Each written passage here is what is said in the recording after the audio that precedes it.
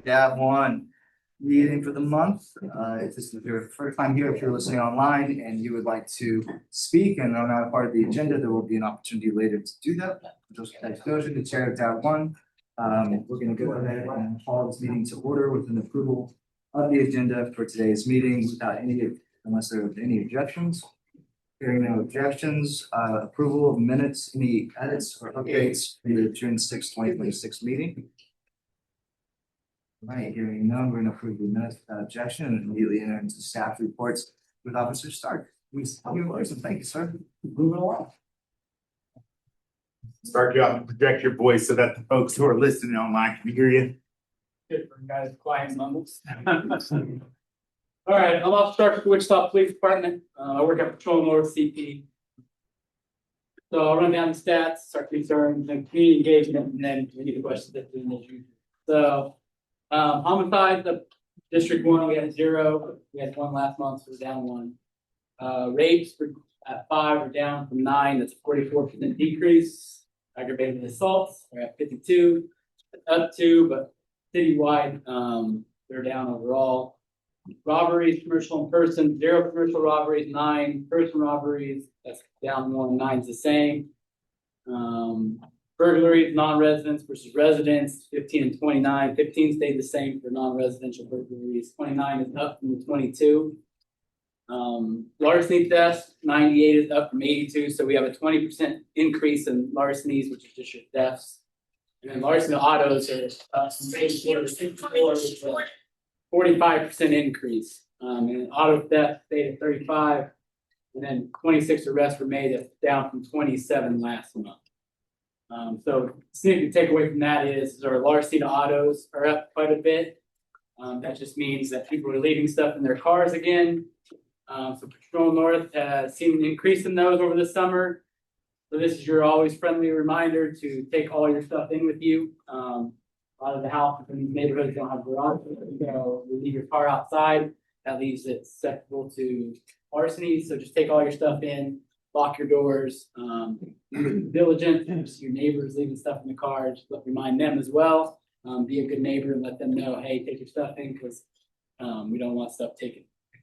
And then school resumes, as we know, in a few short weeks. Some of us are happy to have our kids back in school to get our house back. I don't know if I'm included in that, but if you can tell my voice, I'm excited. That just also means that we're going to have more children on the streets in the mornings and the afternoons. Our buses are going to be running. A lot of them have already started making their routes. So keep an eye on those. So slow down, especially around schools. You know kids are going to be out. And then when the buses are stopped and the signs are out and the lights are flashing, that works for both traffic in both directions. This is your reminder that you have to stop both ways. Some people don't stop to come in the other direction, but we need to be safe with those kids. So just keep an eye on those kids. A lot of those kids around here are walking to school, so just keep an eye on them. And then our community engagement, Wichita Night Out is Tuesday, August 11th. So next Tuesday, we will be out and about socializing with all the different community events. Soon there'll be a post on where those are all out. Make sure you attend those. That's a good meet and greet for your neighborhoods. We attended the end of the year camp with Carl Brewer that brought 3 separate camps. The one in Plainview at Colvin, the one at Lynette Woodard right here, and then the one in Evergreen. They brought all those guys, let them swim. And then we met with them, showed them off police vehicles, fire trucks, all that, and showed off our gear. It's new this year. This is the first time we brought them all to the new Carl Brewer. And then hopefully next year we'll have the new Colvin open too. So we'll be bringing them there as well. Both places will be fantastic. And then we were at Parks and Recs event at O.J. Watson Park. They had a city crew event in July. So the mascot was out there for the city crew event, and we were out there with him. And then, as you can see, in the neighborhoods, we have increased our bike patrol. You'll see us in the mornings because by about 1 o'clock, it's 105 degrees, so it's a little hot on the bike. But we've mainly put those down on Broadway, but we're riding these neighborhoods as well. We're riding all the parks. We're riding the Redbud Trail just to get more of a police presence for the area. And that way people can see us out and about. And we have a current class of 19 going that we just started in the academy, so 19 more officers, and then we have currently 29 that are in FTO getting ready to hit the streets in another about 11 weeks or so. That's all I have for report wise. All your. Question, comments, from Jeff? I want to thank you for all that, and especially more of the presence as well and the bike. I had a question from a couple of folks in our neighborhood, hot topic, flock license plate readers. Sure. The question is, does the city of Wichita on our contract have like the standard 30-day storage of the information, or is it more used in real time? Above what I know, but I will get you an answer. Yeah. If anything, I'll send it to council member. Okay, so you wanna know It's more like a lot of these how long are cities, we keeping right, storage? and our contract could be different than other cities. How long are we keeping that data on file? The general data of the license plates being read, as well as the surveillance. I'll get you an answer. Appreciate it. Good. I just wanna thank you for this. Fantastic. We don't get to see this all the time, but data is so important, so. Well, But exits, is that X, are you referencing license plates being read? Yeah, just like general, like whether it's a license plate reader or a flock camera, is that information being saved and how long? And where are they at in our city? A lot of places. We've got quite a few. There's a few of them up here. You'll see them because they're usually in black and red. But I don't know the exact locations. And what does it tell, like, does it tell people, tell the department that there's a warrant for that person, so then they can find them? There are flock alerts. They have to be specific reasons. I'm not a flock expert, so I'm not going to be the one that's going to be able to answer a lot of those questions. If you want, the DAB can probably request to have somebody come out and give you an overview of it. I'm sure they would, but I'm not that guy. So, Understood. Thanks for taking the concerning of question. course, yeah. Thank I'll find you. your answers. Anybody else you have? Two questions real quick. So, how long is the academy? It is a 26-week academy.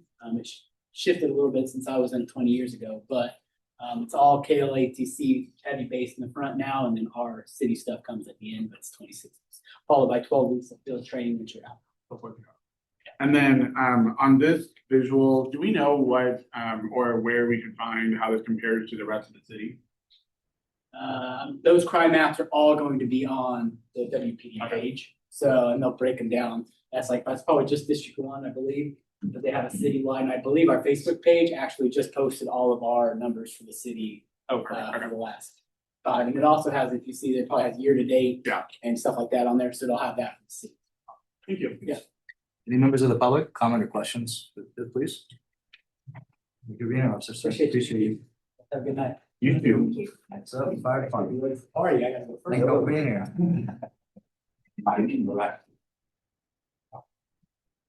Apologize for tardiness. You're fine. Perfect time. I bet you had 40 things to Been over there by 14. Okay. Did not need us. Here we go. I am Captain Armstrong, Captain at Firehouse 10 on Rescue 2. Here to kind of tell you guys a little bit about what's been going on in the department. Obviously, it's been super hot lately. Everybody's been hopefully staying cool, looking out for your neighbors. Upcoming things, school's getting ready to start. Just be looking out for the kids, school zones, all things like that.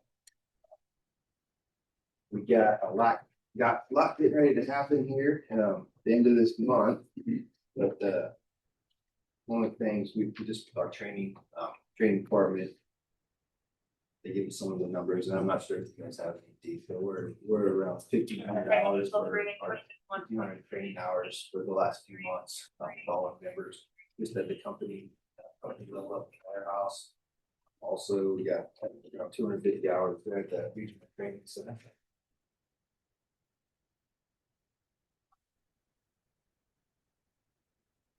On the horizon, moving forward, we got 10 new engines, 2 trucks, and 1 rescue on order.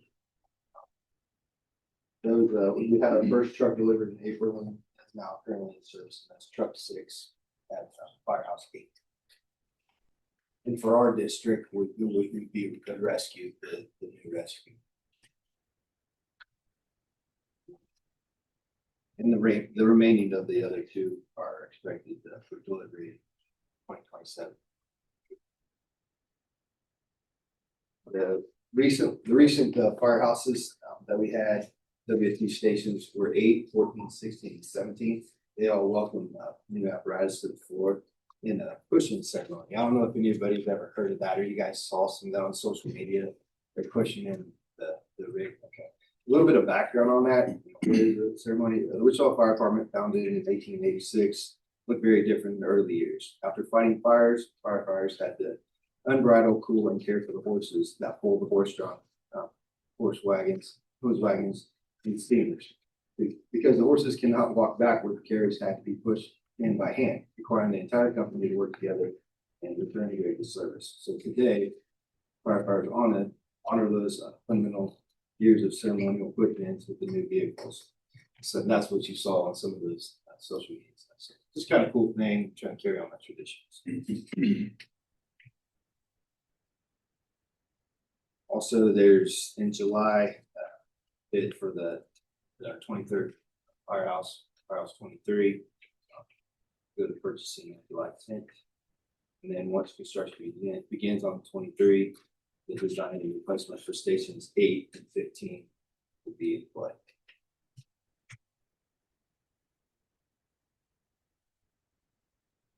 And then after firehouse 23 begins, the 8 and 15 are next on the agenda. Well, of course, Chief Snow is going to be leaving us after all the years of dedicated service on August 21st. And at that point, we're going to welcome Chief Michael Myers as our 5th fire chief on August 24th. So we're looking forward to that, meeting him, getting to start a new chapter. So you guys are excited. He's the very first chief that the department's hired recently outside. So from Houston. So looking forward to that. And also a very, very important date was August 1st, and that was the passing of our line of duties at the time. They had a recent ceremony on the gate there at Station 0. It was a great turnout. Lots of people, and really made it. Just blessed to have Beyond the Call from Wichita Fire Department there to support that. It was quite amazing. Obviously, it's you guys been seeing and watching the news and everything, social media, but we've been very busy citywide with fires and whatnot. And then we got through 4th of July. We were busy. We were on duty on that 4th of July, but there was, I think we had 1, maybe 2 working fires. Lots of small fires. But overall, I would say it was not too bad at all. Guys did a great job patrolling the areas with the help of WPD and our community risk reduction. So I think it really made an impact this year. So with that, you guys have any questions for me? This is a lot with a lot of the activity that was going on with the fireworks. Yeah, it was. I mean, like you said, it was busy. It was super busy, but we drove around and everybody just seemed to be. I mean, we didn't make a whole lot of the other crazy stuff that can be associated with, partying and doing crazy things, but it really wasn't too bad. So, Any questions or comments? Fire. How were the firework calls on that separate number? This year? I'm sorry, call volume or Yeah, the call volume. So I think dispatch did a better job kind of handling those and prioritizing those. I mean, they're always going to get called. It used to be where we would just go. But with the patrols and things like that, I think they did a better job. People were still shooting them later than they were supposed to. It's still tough to control all of that, but overall, I feel like it went very well from my standpoint, and I was on duty. You don't know the specific number call volume from this year from last? I don't, but I certainly could find that for you. I don't have that. Okay, thank you. I will. Any other questions, comments, for fire? Yeah, anybody from the public? Thank you so much, Captain. You bet. Appreciate y'all. Thank you. Have a good night. Thank you. All right, Parker Library.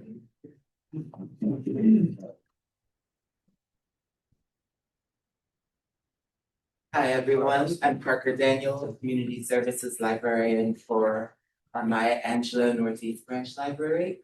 We're located at 3051 East 21st Street North. And I have some updates. First, Local Author Day. Local Author Day returns on Saturday, August 8th from 1 to 3 p.m. at the Advanced Domain Library. Come meet talented local authors to chat about their work and inspiration, explore books across various adult and children's genres, and purchase signed copies directly from the author. Next, we have the Literacy News Fair. Wichita Public Library is partnering with the Wichita Journalism Collaborative for a bilingual news literacy fair. I'm sorry, I got that wrong. Literacy News Fair on Saturday, August the 8th from 11 a.m. to 1 p.m. at the Alfred Branch Library. As a soft launch of our journalism collaborative's focused reporting on literacy levels in Wichita this year, attendees can connect with trusted local media outlets and organizations that provide literacy support for all ages. Come to meet organizations that offer reading support for children, dual enrollment for high schoolers seeking college credit, and pathways to higher education and workforce development. Stay for free bilingual children's books and prize drawings of backpack stuff with back to school supplies. Next, we're going to have a temporary closure. All Wichita Public Library locations will be closed on Monday, August the 10th, as our technology systems will be down for software upgrades. You can still access the library 24/7 at wichitalibrary.org. We apologize for any inconvenience this may cause and appreciate your understanding as we continue to improve our digital experience. Next, I'd like to remind you that we have student e-card. Don't forget that your middle school and high school age students have access to free library student e-cards through USB 259 this back to school season. With a free student e-card, your team can access ebooks and e-audiobooks through our Libby app, public Wi-Fi and computers at all library locations, movies and series through the streaming app Canopy with a K, test prep for college and career readiness. I should remind you that our databases are going to look different, but they will have all of the same information. New language learning opportunities with Mango Languages, and numerous databases with articles and book chapters for help with school assignments. Students can access the library's digital services 24/7 by logging in with their student ID on the ClassLink portal. Families can visit wichitalibrary.org/student e-card to learn more. And I wanted to end with a couple of programs that we're going to be having at the Angelou branch. On August the 15th from 2 to 4, we're going to be having our financial literacy session with Habitat for Humanity. It's going to be on savings and investments. And then we're partnering with Next Step Alliance for our digital skills series. And this first session is going to be on computer fundamentals, navigation, settings. And it will be on Thursday, August 27th from 4:30 to 6:30 p.m. And that's all I have. Anything from Deb? Yeah. The library? Yeah. I got a question.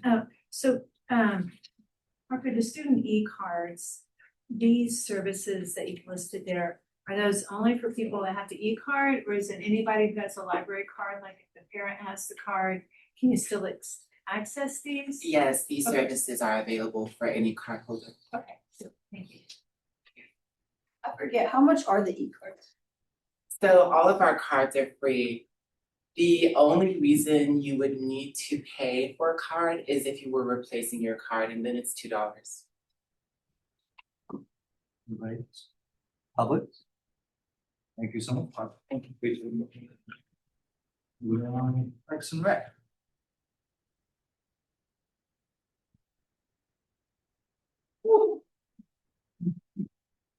Good. Good evening, everybody. Glad to have our meetings back in person. Been a very, very busy summer with Parks and Rec with summer camps all over the city. So I'm going to start with a few highlights from the Edgemore Rec Center. And here's what I got from Janaea. She says, hello, here are the highlights for July. Edgemore has achieved 65% of its budgeted revenue through the end of June. This is trending to achieve 100% of what is budgeted for the end of the year. This includes classes and rentals, which make up majority of revenue. The summer discovery camp came to an end on Friday, July 24th, with a color run. And during the month of July, there were an average of 48 kids daily that were in attendance.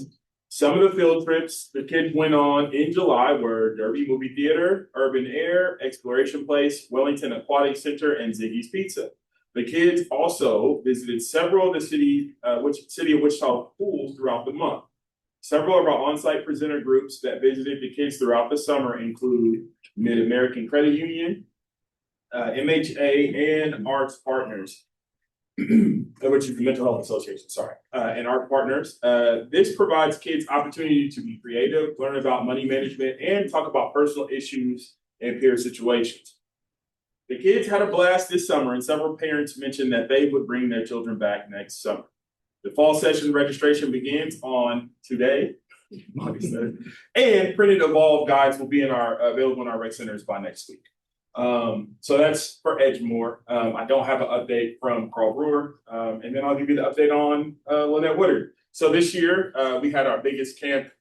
I don't know if it's ever. I don't want to say ever because I don't want to step on anybody's toes. But we had 88 kids registered in our summer camp this year. Through July, we averaged about 73 kids per day.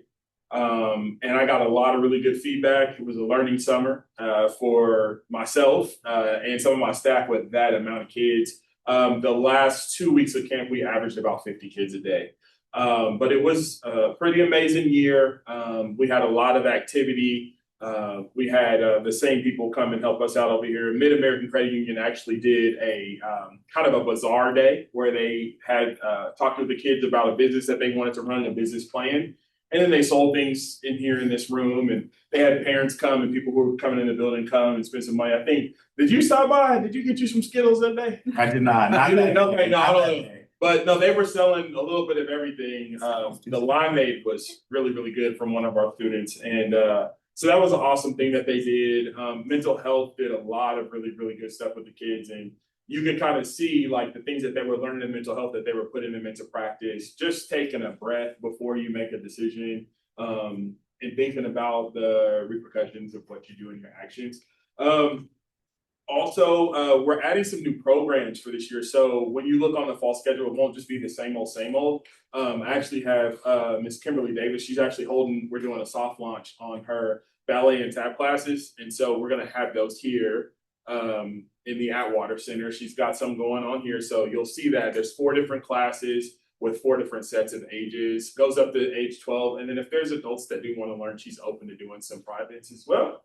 And we'll continue on with obviously our piano lessons and then our boxing. Our boxing, the new thing that's going to be getting added. I'm actually having a meeting with Coach Nate in a couple of weeks. We're going to be doing a Saturday boot camp class. And then we're going to have some open gym time on the boxing side. So from like 9 to noon on Saturdays, you'll be able to come in and access the boxing gym and you can get a workout in. You can do the boot camp workout, or you can come in and get some pointers from Coach Nate because he'll be in there until noon on Saturday. Just trying to find some new ways to open up the Atwater and open up our facilities so that the neighborhoods know what's going on and they see us. And also, too, we get feedback from them, right?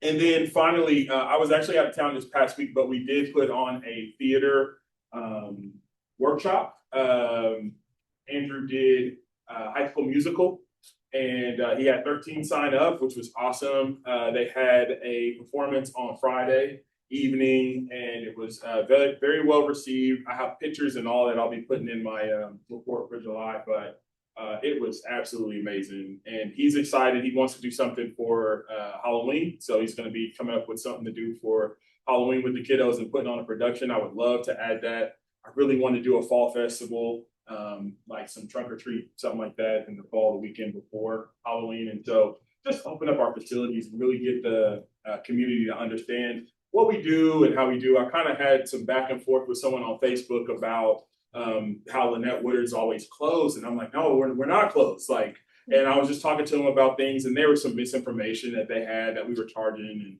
And I said, well, yeah, we charge adults $2 a drop in, but you know, kids, I don't turn them away. You know, as long as they have an adult with them, or if they come over and they just want to play basketball, I've yet to turn a kid away. I just don't have that much demand. And so if you guys could do me a favor, please, please, please let people know to give us a call. If they have any questions, I'm open. I have meetings. I actually have a meeting set with the guy that I was talking to online for the end of this week. And I just want to just talk to him about kind of his concerns and if he's upset about anything, like, because I'm open for ideas. I really want to make this a super big hub in this neighborhood and in this community so that we can service our residents the way that we need to, and so that they can have some feedback and feel that they're being heard. So, any questions? Yes. What is your name? My name is Ryan Littlejohn. I'm so sorry I did not introduce me. I'm the director over at Lynette Woodard. Thank you. Thank you. Yes, sir. I just wanted to say it's wonderful everything that you're doing, and Parks and Recreation and the library have a shared mission. We want to be a community hub. So I would like to get with you to see how the library can promote programs here and how we do. Yeah, we're long overdue because I think we talked about it, and then the summer camp came, and I'm telling you, it was all summer camp for me. It's So been crazy. we're overdue. We will definitely get together. Yes.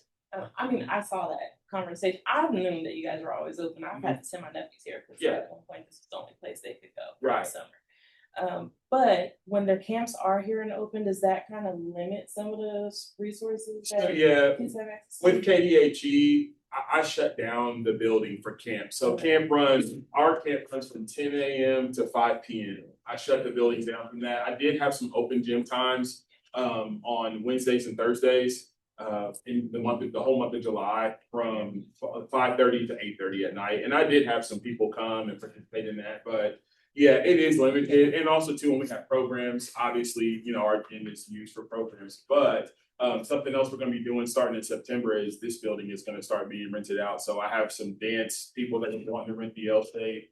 And then also we're going to be doing some rentals and things in here as well. So just having the center more open. But yes, if we have spots, I always try to do my best to advertise, and I'm going to do a better job of letting people know when our open gym times when we don't have rentals, so that they are able to access it. Because I do have the ability to keep the center open until 10 p.m. each night during the week, if necessary. So if there's a demand, I can have a staff or myself will be there working, because I love when I see the kids in there and I see the community in there using it, and I hear yelling and people having a good time downstairs and music going. It makes me feel like old times, because I grew up in it.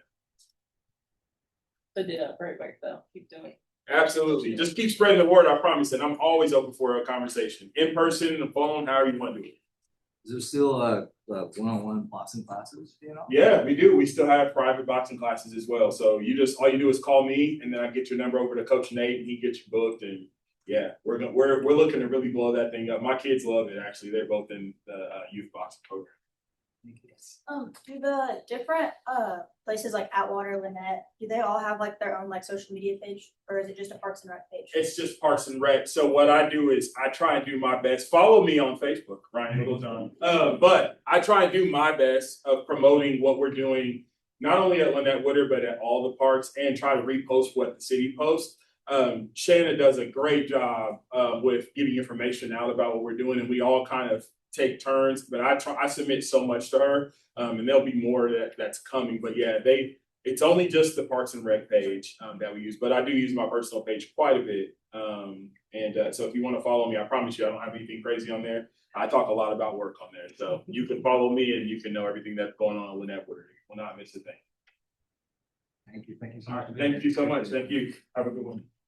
We have nothing on scheduled on the public agenda. Is there anyone online or in person who would like to speak on something that's not related to the zoning case? I want to say now we gave a thumbs up during Parks and Rec presentation. And who are you? Oh, sorry. Hi, everyone.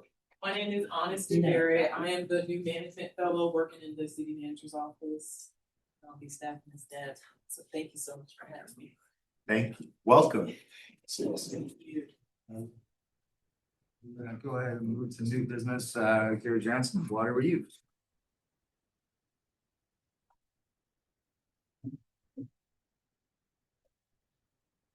And I'm so sorry if I missed the approval of the agenda. Yeah. Good evening, Gary Jansen, Director of Public Works and Utilities. I appreciate the opportunity to be here. I want to talk about our plan for the future of water, Wichita and for the region. I know you've got 4 zoning cases after me, so I'll try to get through this. Probably have maybe you've heard me talk about this. I had an item in front of the city council a couple of weeks ago for the next steps of where we're going. But at the time, several council members suggested that go back out to all the district advisory boards. So this is the first one tonight and share with them what our plan is. And I think that was a great idea. So you could start the PowerPoint.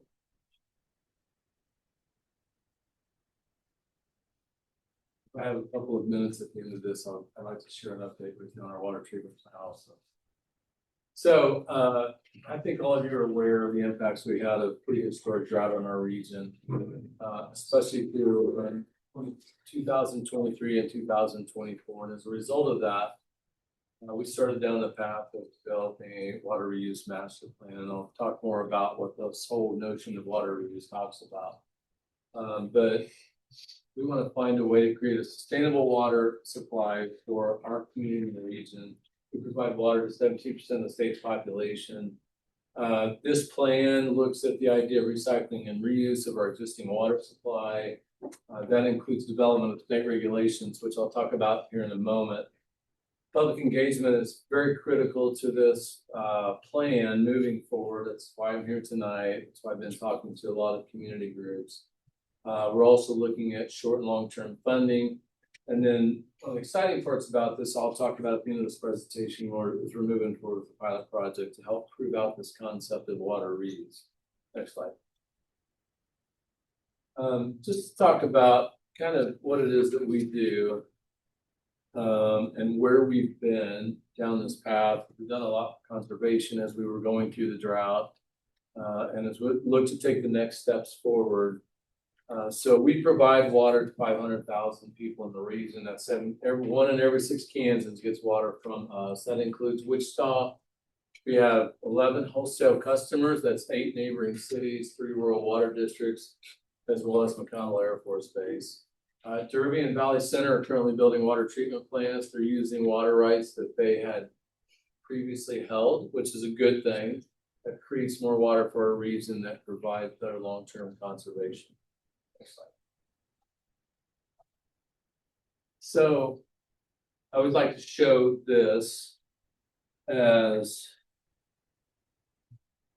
one of our biggest challenges to our water supply. And as I think you all are aware, in 2024, in August of 2024, based on the impacts of the drought, in the surface level, the available water in Cheney Reservoir, we went into stage 2 of our drought response plan, which meant that we restricted watering use to 1 day a week. I'm sure everybody's aware of that. We did that for almost a year.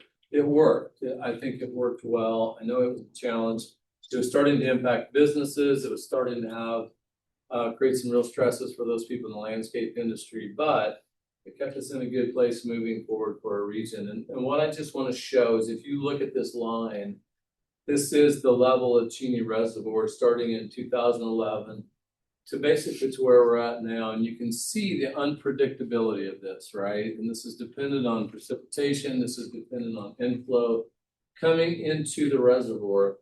This is the biggest challenge we face. And we can't count on, in June of 2025, we had major rains. We had some, again, historic rains. I use that term a lot. We had some record rains in June, brought the reservoir back up. Right over there in November of 2024, Cheney Reservoir was an all-time low. It was built in the early 1960s for the purpose of providing water to the region. It was at an all-time low in November of 2024, to tell you how bad. And then you see how quick it came back up. We don't know when the next drought's going to happen, but we need to be prepared for when it does. This shows a 10-year cycle between major droughts. Who knows when that might happen again? If you've been watching the weather, what's ahead the next couple of months is really hot and really dry. And that's not the type of drought we're talking about, but you never know where we're going to end up. This is a challenge we're trying to overcome. We need to create a sustainable water supply for the future. We also have groundwater is one of our raw water sources in the aquifers, and we've done a really good job over the years with our recharge efforts to keep the groundwater level high. Throughout all this drought, the level in the aquifers never dropped below 92%, which is pretty remarkable considering how much the drought was. So we're in a good place there, but this is at least half of, if not more, of our water supply. Big challenge to overcome. I always like to show that. Next slide. So I have people ask, where have we been? What have we done? What are we missing? Are we sure we've done everything that we can? A lot of information on here, but I want to walk you through this and hopefully everybody can see it. As we were entered into our drought response plan, we actually activated stage 1 in early 2023. And what stage 1 did was call for voluntary conservation. And we saw some, but we knew as an organization we needed to lead the way. And so we developed a website, SaveWichitaWater.com. There's still great information out here if you've never been to SaveWichitaWater.com. It has a lot of good stuff about how to properly take care of your yard. One of the things we did over the course of several years of battling through the impacts of the drought is try to change the culture of water use through the community. There's a lot of people out there, admittedly, were watering their grass 7 days a week, some twice a day. We would see in most years up to 20% of our water consumption in any one year was outdoor seasonal water. It's a lot of water. So we needed to change that going forward, regardless of what happened with Cheney Reservoir, regardless of what happened with the weather, we needed to change that. So we engaged K-State Extension, Sedgwick County Extension. We've got great information on here about planting yards, taking care of yards, and so we've got an end result of that the city council chose to move forward with watering schedule. I'll talk about in a moment, but we had again, we activated our drought response plan. The public outreach and engagement, I think we did a really good job with this. Again, the watering 1 day a week really helped. We didn't know what people were going to do. That was in late July when we made the decision on August 5th to go to stage 2 to limit to watering 1 day a week. In the very first week, we saw a reduction of 35% in water consumption, which is a lot. Very pleased to see that people got on board. Not everybody appreciated it, but from that point on, we wanted to change the mindset going forward. Had the question asked a lot about Cheney Reservoir. Why don't you go in and dredge Cheney Reservoir and make a bigger hole in the ground to hold more water? The fact is, we have made significant, very strategic investments over the years within the watershed upstream of Cheney Reservoir to keep the sediment out of the reservoir. It's been a great investment for us. I'll give you some perspective. So the last study that we did showed that Cheney Reservoir had only lost about 7% of its original volume.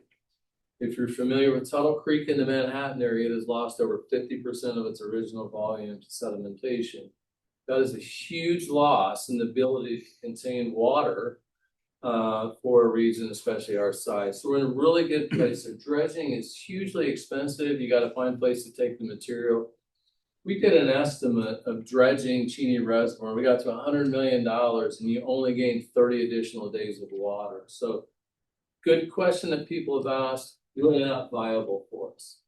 The next question that always came up was, what about a new reservoir? Why don't you build another reservoir and so it'll hold more water? There's all kinds of challenges with that. You got to find the land. You've got to permit that through federal agencies. The cost is tremendous. Probably right now to build a reservoir the size of Cheney, I bet we would approach $1 billion. But even if we found $1 billion and thought we would do that, we're still dependent on Mother Nature. And you saw that graph of what happens with the level of Cheney Reservoir going up and down. in theory, if we'd have found a way to build another reservoir, we'd have two reservoirs half full of water instead of one that's almost empty, right? That doesn't get us anywhere, but it's a reasonable question. I go through this and tell everybody this because we have evaluated and analyzed our options to make sure that we can continue to grow as a community, that we have a long-term water supply. We don't want to miss out on anything. El Dorado Reservoir, there's a lot of questions to why don't you get water from El Dorado? It stayed up a little higher than Cheney during that drought. We've done multiple analysis of the water availability in El Dorado over time, and during a regional drought, there's just not much water available. State of Kansas controls water rights within lakes, within reservoirs, even within streams. Water is not just free necessarily for everybody to have. Most water rights are closed within our region. There's just not a lot of water available. We have been able to show through multiple studies of that the water is just not available from El Dorado. It's a good question to ask. It's not viable either. It's quite a long haul for piping and pumping, and we get very little water out of it. I talked about regional water rights, most of them being closed, and I mentioned our Equisbeds aquifer is in really good shape. We're fortunate that it's naturally recharging, but we capture high water from Little Ark River, we treat it, and we inject it back in the aquifer. That helps keep it full. During a drought, we don't see as much high water in the river, but we've done a good job with that. So this really comes back to focusing on our surface water supply. One of the things I would tell you here real quick that not everybody considers this, but there is no new water, right? Every single drop of water on Earth right now is the exact same water that was on Earth when the dinosaurs were on Earth. There is no new water. The same water that was there then, that's here now, it's been recycled millions of times. It's been reused millions of times. It is the same water. So we have to be very strategic and very smart about how we use our own water. Next slide. In September of 2025, we got really fortunate with that wet summer of 2025. There was 1 week where I was making a presentation like this, in the very same week meeting with people whose houses had flooded. So welcome to Kansas, right? But so unpredictable, and we can't count on that. So in September of 2025, City Council made what I think is a very wise decision to put in place a watering schedule going forward. This is not a temporary restriction. We don't even like to call it a restriction. This is a watering schedule going forward in perpetuity, as far as I'm concerned, that allows watering 3 days a week. If you haven't seen this before, make sure you're aware of this, that there's no watering on Monday, depending on your address, it's every third day. We talked to the experts. Any yard can survive with watering 3 days a week. Absolutely, even in this heat. I don't even water this often, and my yard's doing fine. It starts to get stressed, your yard's not dying. It goes into summer dormancy, that's okay, it's gonna survive. We do allow hand watering. We also have exceptions that we allow upon request if people need to put in a new yard. There are a lot of folks that were challenged through the restrictions of 1 day a week. They happen to buy a house, we're trying to put a yard in and couldn't do it. We do allow exceptions for a certain period of time to water in yards. We're trying to work with folks to be flexible. This is working. We are seeing less consumption because of this, and this is very valuable to us for long-term conservation that helps us get to the future. Next slide. This is a really busy slide, but I want to start talking about what this means for recycling and reuse, and capturing as much as we can of our own water availability, our own water supply, to be able to reuse. So on the left is Cheney Reservoir. The big odd shape at the top is our Equisbeds, where we get our groundwater from. Everything you see in the middle, the blue is our Wichita Waterworks is our new plant. The middle is our current plant. Hess Pump Station is where everything gets sent out to the system. All of the green cylinders are our wastewater treatment facilities. So we historically, over time, we treat approximately 50 million gallons of water every single day. It's distributed to the system. Some of it is consumed. A lot of it's consumed by businesses, by restaurants, by commercial properties, by industry. What is not consumed, I think everybody knows this, is treated at our wastewater treatment facilities to a certain standard. It's not drinking water standard. Where we remove industrial contaminants and it's treated to a high level. It's discharged into our rivers and streams and then out somewhere else. So keep that in mind because everyone is downstream from someone else, and the water that we send down the river, someone else is eventually going to use for a water supply. This starts to become very important to us in evaluating the available water that we may have for ourselves based on the water that we've already used and that we can potentially reuse. We have been in the recycling business, kind of used the term recycling and reuse interchangeably for some time now. All the way back in 2015, up here on the left, this yellow pin is our primary wastewater treatment plant. We call it Plant 2, where most of our wastewater is treated every day and sent down the Ark River. We have almost 1 million gallons a day that is pumped through that pipeline. That's our pump house on the right for manufacturing processes for cooling at what is now Boeing Hadden Spirit. They have the ability by contract to take $2 million a day. They're trying to work on finding more ways to do that. We continue to look at ways that we could potentially provide recycled water to industry that will help limit the potable water needs that they have. One of the things we do in working with Greater Wichita Partnership, one of our part of our economic development process through the city, is when they have industries coming to Wichita that need water, we say, hey, try to put it close to those green things you saw on there where our wastewater treatment plants are. It's a less cost for conveyance. It's a short way to get there. It's a great way to think about reusing our water for industrial processes. So this has been great. One thing I forgot to put on this presentation I want to mention is Botanica. As we go through bringing our new water treatment plant online, we've got test water that's going through a pipeline pretty close to Botanica. We came up with a way to capture that they could utilize that for watering. And since last year, Botanica has used over 6 million gallons of that test water to water everything they've got out there. So really cool example of reuse, and it's something that they're wanting to continue doing going forward. Next slide. So to talk about this whole idea, if you've heard the term de facto and reuse in action, where it's already been. Well, if you've ever been to New Orleans, it's likely that the water you drank there has been treated as many as 13 times. Because it starts in the upper Midwest, in Minneapolis, St. Paul, it goes into the river. What they treated, it goes into the river and captured. You kind of get that whole idea, this reuse that's been in place. I will tell you that what's on the right, it's not to startle anybody, but here's the reality of what we're talking about. This is a little bit different, but this is a reality.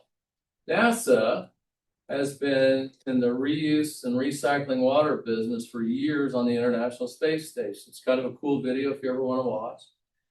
But the fact is that's what they're doing. Nobody's going to discount that that's what's in our wastewater. That's what's being treated. They have found a way to make it safe through advanced water purification. It's the same thing that's happening in the other states. It's the same thing that we're looking at doing. And I debated about whether to include this here because I don't want this to be startling to anybody, but this is the reality. This doesn't mean we're in a desperate place, that our only option is wastewater. This is what really can make sense for our community, and others are starting to do the same. Don't forget, there's no new water. At some point in time, we have to be very wise about what we're doing here. And hey, if it works for NASA, I think I would say they got to be as smart as anybody, right? We probably should follow their lead. Next slide. I mentioned our Plant 2 at the south end of Wichita. When you go down that way, you know when you're around there because you can smell that plant, right? Quick side note to that, we're working on knocking that odor down. It's going to get a lot better soon. This is 25 million gallons a day of treated wastewater going into the Ark River, heading downstream. So we're working on recapturing this. This is our water that came from Cheney Reservoir, that came from the Equus beds. It went all the way through the system. it's going out as treated effluent and it's going down the river. So there is part of this that we're working on state of Kansas with. When I said before, everyone's downstream of someone else. There are situations where people downstream, they may have the rights to that water. We have modeled this already with the Division of Water Resources. And so far, they have acknowledged there are no issues with us capturing and keeping this water. So we're going to close the loop. If you've heard the term about one water, a lot of people talk about one water, and you close the loop and take back what was yours. This used to be a lot harder to do, and the technology was not there, quite there to be able to treat this to drinking water standards, which I'm going to get to in just a moment. So 50 million gallons a day is our average daily demand. Think what we could do for generations to come if we can capture 25 million gallons a day and create a new water supply for our community. This isn't just for watering yards. This is for drinking water. This is for the growth of our community. I'm just going to tell you real quick in case you have the urge to ask the question, with all due respect. We're not doing this so we can bring data centers to Wichita. I don't have a part in bringing data centers to Wichita, but whatever it is that our community needs for growth, we want to be able to provide water. That's something that industry looks at. Next slide. Our water reuse plan has a lot of components. This is really busy, so I won't spend a lot of time on it. But what we've been doing for the last year and a half, and we've made some significant accomplishments, is we're sampling our wastewater stream. We looked at supply and demand analysis. Right now, as early as 2036, we show that we could have a shortage of water supply based on projected growth of our community. That's a big deal, right? That's 10 years away. We've been looking at funding. We were very strategic in working with the city council, and thanks to their forward thinking within the current rates, water and sewer rates, there is funding to move forward with the pilot project. Communication and public outreach, I'll talk about more in a moment. I mentioned before when we say alternatives for non-potable and potable reuse, when I talked about Boeing and those opportunities for other reuse, we have submitted a feasibility study that's been approved to the Bureau of Reclamation, which triggers a lot for us, allowing us to move forward with this pilot project that I'll talk about at the end of the presentation. One of the things I'm really, really proud about, City Council did a lot to help support this. So there was no regulation in Kansas that allowed moving forward with reuse like we're talking about.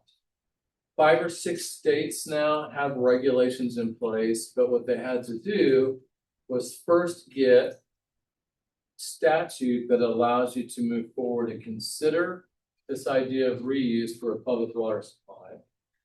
There's a lot of information on here, but I just would tell you that it was a mad scramble. Representative Sandy Pickert was very gracious to carry the bill forward. We did a lot of legwork through the House and the Senate. The governor signed it into law in April. This is a significant step for us. If we're ever going to look at water reuse and recycling in the future, that this legislation had to be in place. So big step, happened in a hurry. Other states, including Colorado, have developed regulations that will serve as a foundation for Kansas. So this was very critical and crucial for us to move forward. Communications and public outreach, I mentioned, is so important.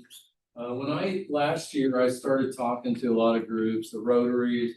I went to the governing bodies of some of our wholesale customers. I was at district advisory board meetings. We were learning then, it's a little bit newer concept. There's a lot of concerns about, gosh, surely you're not going to make us drink wastewater, which I get. And that's still out there. I don't diminish that. I understand. I got an email from somebody just the other day voicing concerns about this.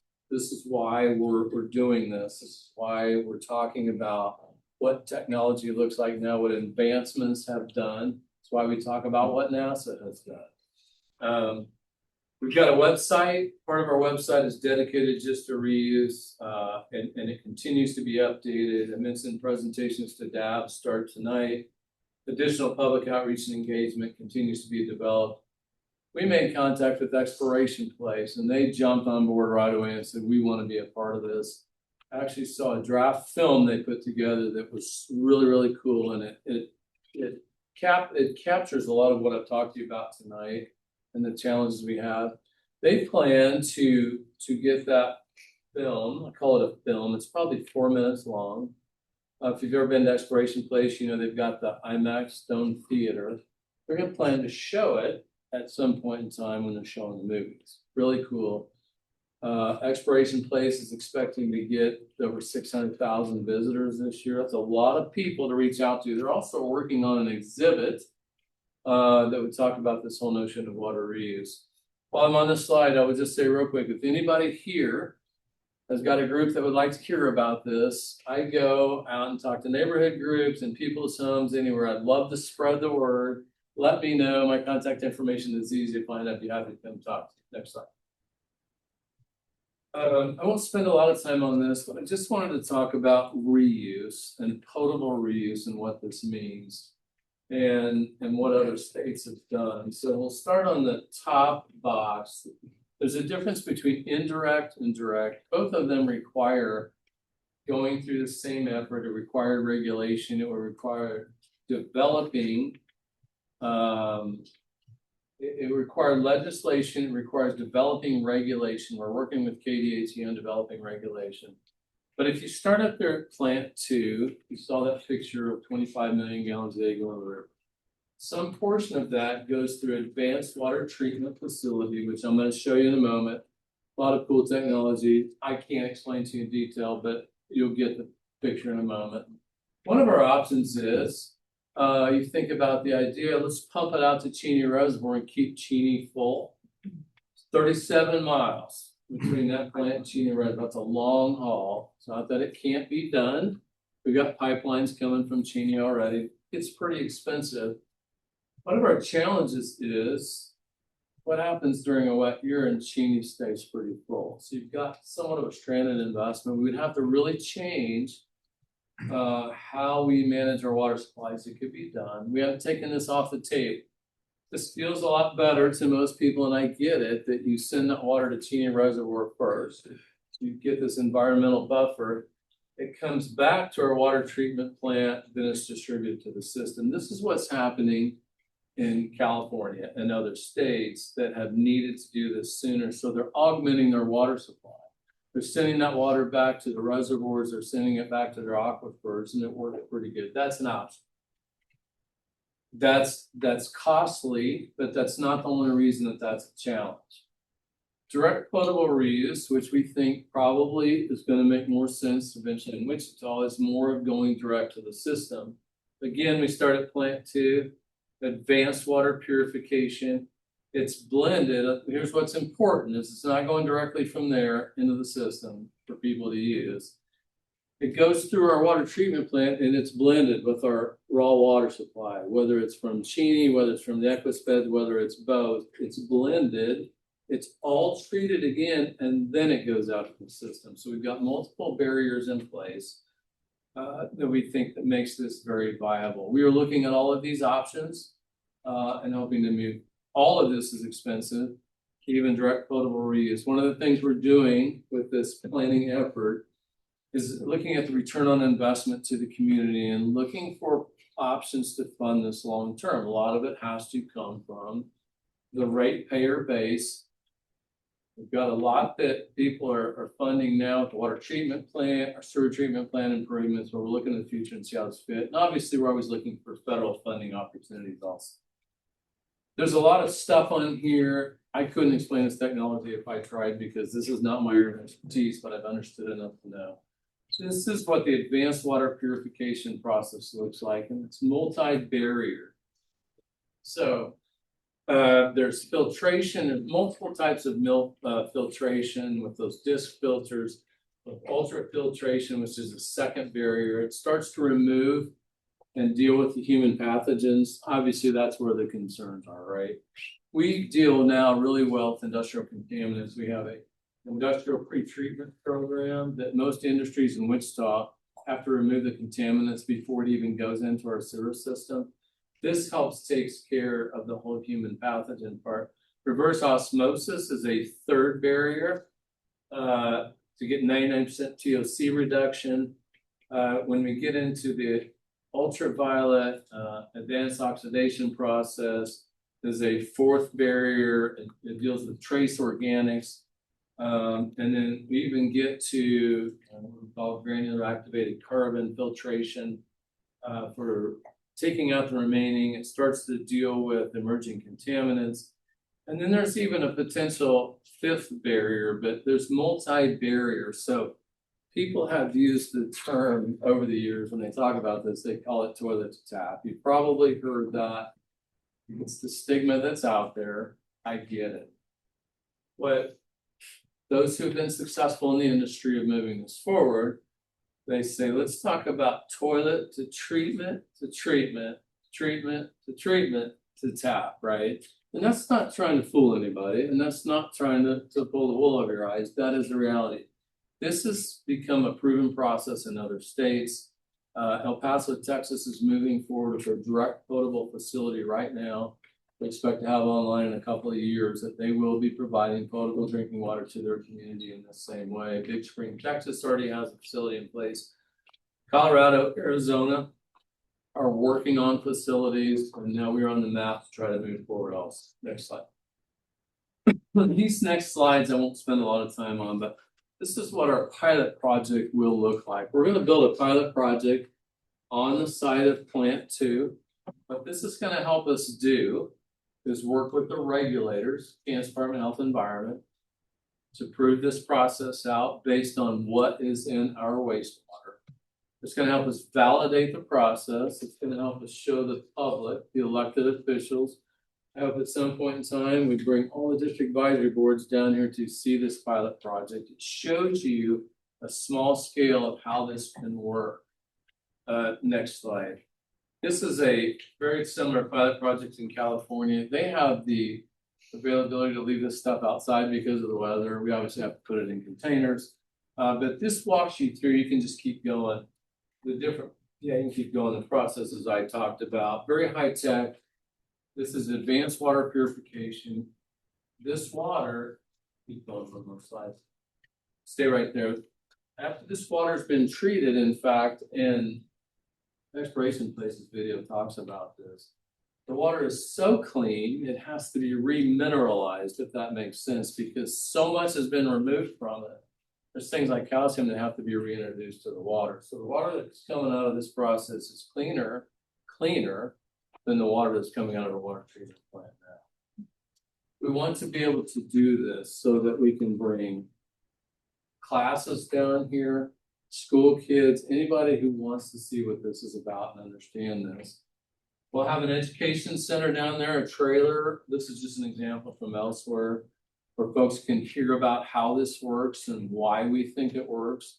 We want to engage with the public absolutely as much as we can. This is a significant investment that I thank the City Council for approving us to be able to move forward on this.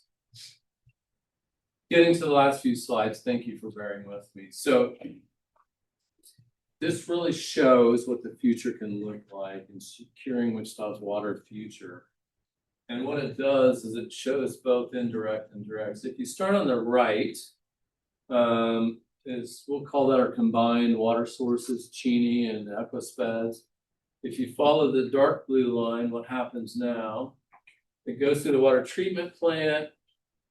It's distributed for homes and businesses. What's not consumed goes to the wastewater treatment plant. We have non-potable use now for Boeing.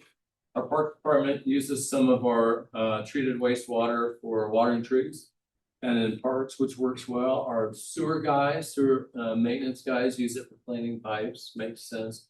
The rest of it goes into the river. In the future, the light blue, we've got several options. The outer circle is indirect. We talked about advanced water purification and back into Cheney Reservoir, or the inner circle is direct potable reuse, advanced water treatment, water purification, blending at the water treatment plant, and then back into the cycle. Close the loop, one water, create our own water supply for the future. We're really excited about the opportunities, what we can do with this. Next slide. So what's next? This is my last slide. And where do we go from here? We have continued collaboration with Kansas Department of Health and Environment for this pilot plan approval. This is the best thing I think that we can do to really show how this can work. We've got a grant application submitted to the Bureau of Reclamation for some additional funding to help support the project. I talked about we need to make sure we have the rights to all this water, which we think we do. We're going to support KDHE however possible in development of reuse regulations. So there has to be regulations in place if we're ever going to move forward with full-scale implementation. And then we'll continue multiple facets of public engagement. One last thing I would offer, if you have the opportunity, there's a video called Renewed. It's on YouTube. It was developed by the South Central California Water Coalition. And it is really cool. If you want to see what this whole notion of water reuse and recycling is about, watch this video. It's probably about 4 minutes long. It's animated. It does a wonderful job of what I talked about, saying that all the water has been recycled and reused millions of times over the years. It shows graphically how that works. I think it'd be great for school-aged kids to watch. But if you want to have an understanding what that looks like, watch that video. That was everything I had. I'd be happy to answer your questions. Yes. Oh, here, oh my God, a couple of years ago, you were here for a breakfast. And you were talking about the water plant, and you said, I'm paraphrasing, that we were gonna have water for the future with this plant. But what kept you up was the source of the water. And I am so encouraged by how far this has come and the vision that you have for this. So I'm not gonna lose sleep over this anymore. So thank you. This Thank is you, and I fantastic. appreciate that. We have come a long way in a pretty short period of time. Yeah. On the feasibility study, I was looking at the phases, 5 MGD, the 10 MGD. Did council approve for real planning on that concurrent moving forward? Because it said, if we do 5 MGD phase 1, 442 million. If you do 10 MGD, it's only, but 53 million more. So we haven't gotten that far yet, but thank you I'm glad you saw that. I talked about this as costly, so we're taking one step at a time. The first thing we did was have council approve funding for the pilot project. There's a lot we have to do. We can't move forward with any type of full-scale implementation until those regulations are in place. That won't be till 2028.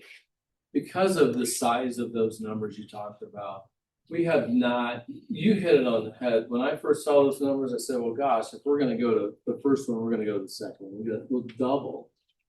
But we wanted to look and see how we step into this. Very few communities have the ability financially to jump all the way in to 25 million. 25 million gallons a day is aspirational. We'll have to step into this. What we're looking for is outside funding opportunities from the federal level. We're looking to stretch this out over time to lessen the impact on rates. Right now, we have our consultant, CDM Smith, who's done a wonderful job with this, completing a return on investment. They've got some experts that have done this across the country. So here at some point in time, I can have a discussion with the mayor and city council about what does this look like for the future. Those are our estimates for now. We haven't even taken a first step in that direction, but you bring up a really good point. We've already recognized the value. Let's try to find the point where we can get the best return. And would that potentially cost us a certain number of millions more by baby stepping this instead of just doing it can. It's kind of interesting. I don't know if it's the best comparison, but right now, this technology, some of it, it's not new, but it's new enough that it's costly for this type of treatment equipment. My hope is, as more people start doing this, that we could maybe start to see the cost come down some. So we're going to start watching over time here what's trending, but sure, it's like anything else, just from indexing alone from inflation, we see construction costs go up. That will be definitely part of our evaluation is what happens if we wait. What's the impact of the price of that? So, Thank you. I think you kind of already answered my question, but I assume that grant is a federal grant. it is. Where's the Bureau of Reclamation? What agency do they belong to? They are the Department of Interior. Yeah. Thanks. We've had a lot of success of getting funding from them for what we've done in our had to offer for our recharge efforts. We've been able to recover quite a bit of our costs over the years. Thank you. Good job. So you mentioned Texas and Colorado, hopefully getting here. What are the other 3 states out of the 5 that are already? California, Arizona, New Mexico is now working on regulations. Colorado has regulations in place. Texas has actual implementation. Florida is working on indirect. So it's probably about 6.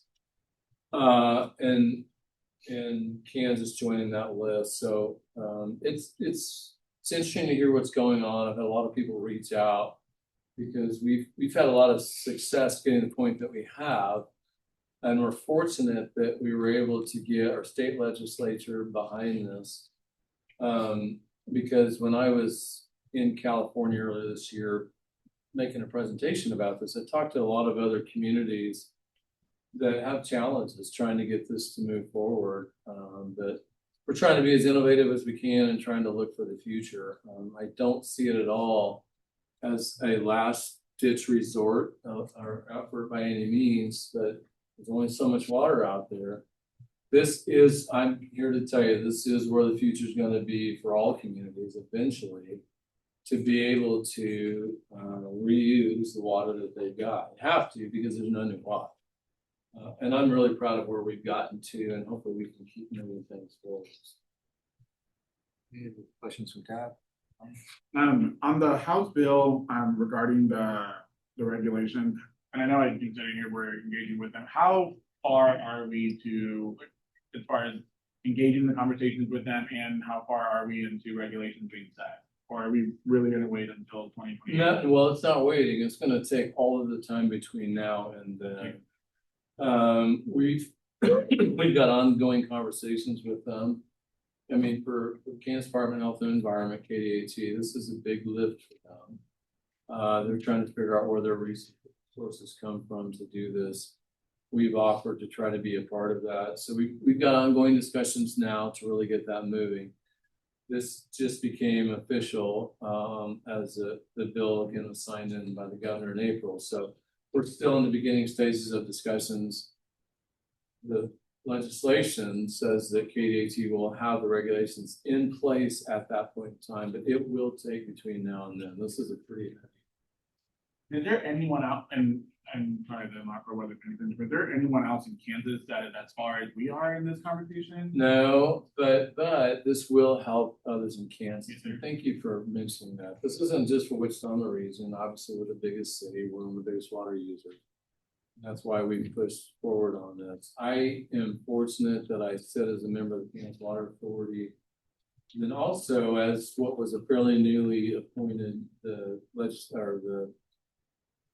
task force that's looking at the future of water in Kansas. So I get to be around a lot of people that are involved with water across the state. I take every chance I get to talk about what we're doing, but there are others. Dodge City, if you've ever been out towards Dodge City and you're aware of what goes on with the beef industry, they are looking a lot at water reuse. Stock water is a big deal, but with their beef processing, they have big water needs. They're looking at more indirect type reuse, but this legislation and regulation will be necessary for them. Garden City and areas around the center part of the state, Hayes, that have been deeply impacted by drought, they will be looking at this too. There's different types of reuse. The city of Derby is undertaking a water reuse master plan right now, just like we are. They're building their own water treatment plant, and so they're already looking ahead of how they can do things with reuse. So we have led the effort and the way on this, but I think a lot of others are going to hopefully follow and be able to capitalize on what we've been able to get done. I saw in the feasibility study, it mentioned concentrate being like a byproduct. Is there anything, is that like factored in? Like, I didn't understand what that was meaning. It was like 3.75 to 5 mg of concentrate. Well, what that really means is what comes out of this pilot project is going to go back to the plant. And the question that comes from that. So to give you some idea of scale, and it probably still doesn't mean much. I mentioned that we treat and distribute 50 million gallons a day. This pilot project will be 70,000 gallons a day. Still seems like a big number, but it's really small compared. This is a very small scale, but it'll do a great job of replicating what can be done in the future. Any questions from the public? Yes, Barb. I have 4 questions.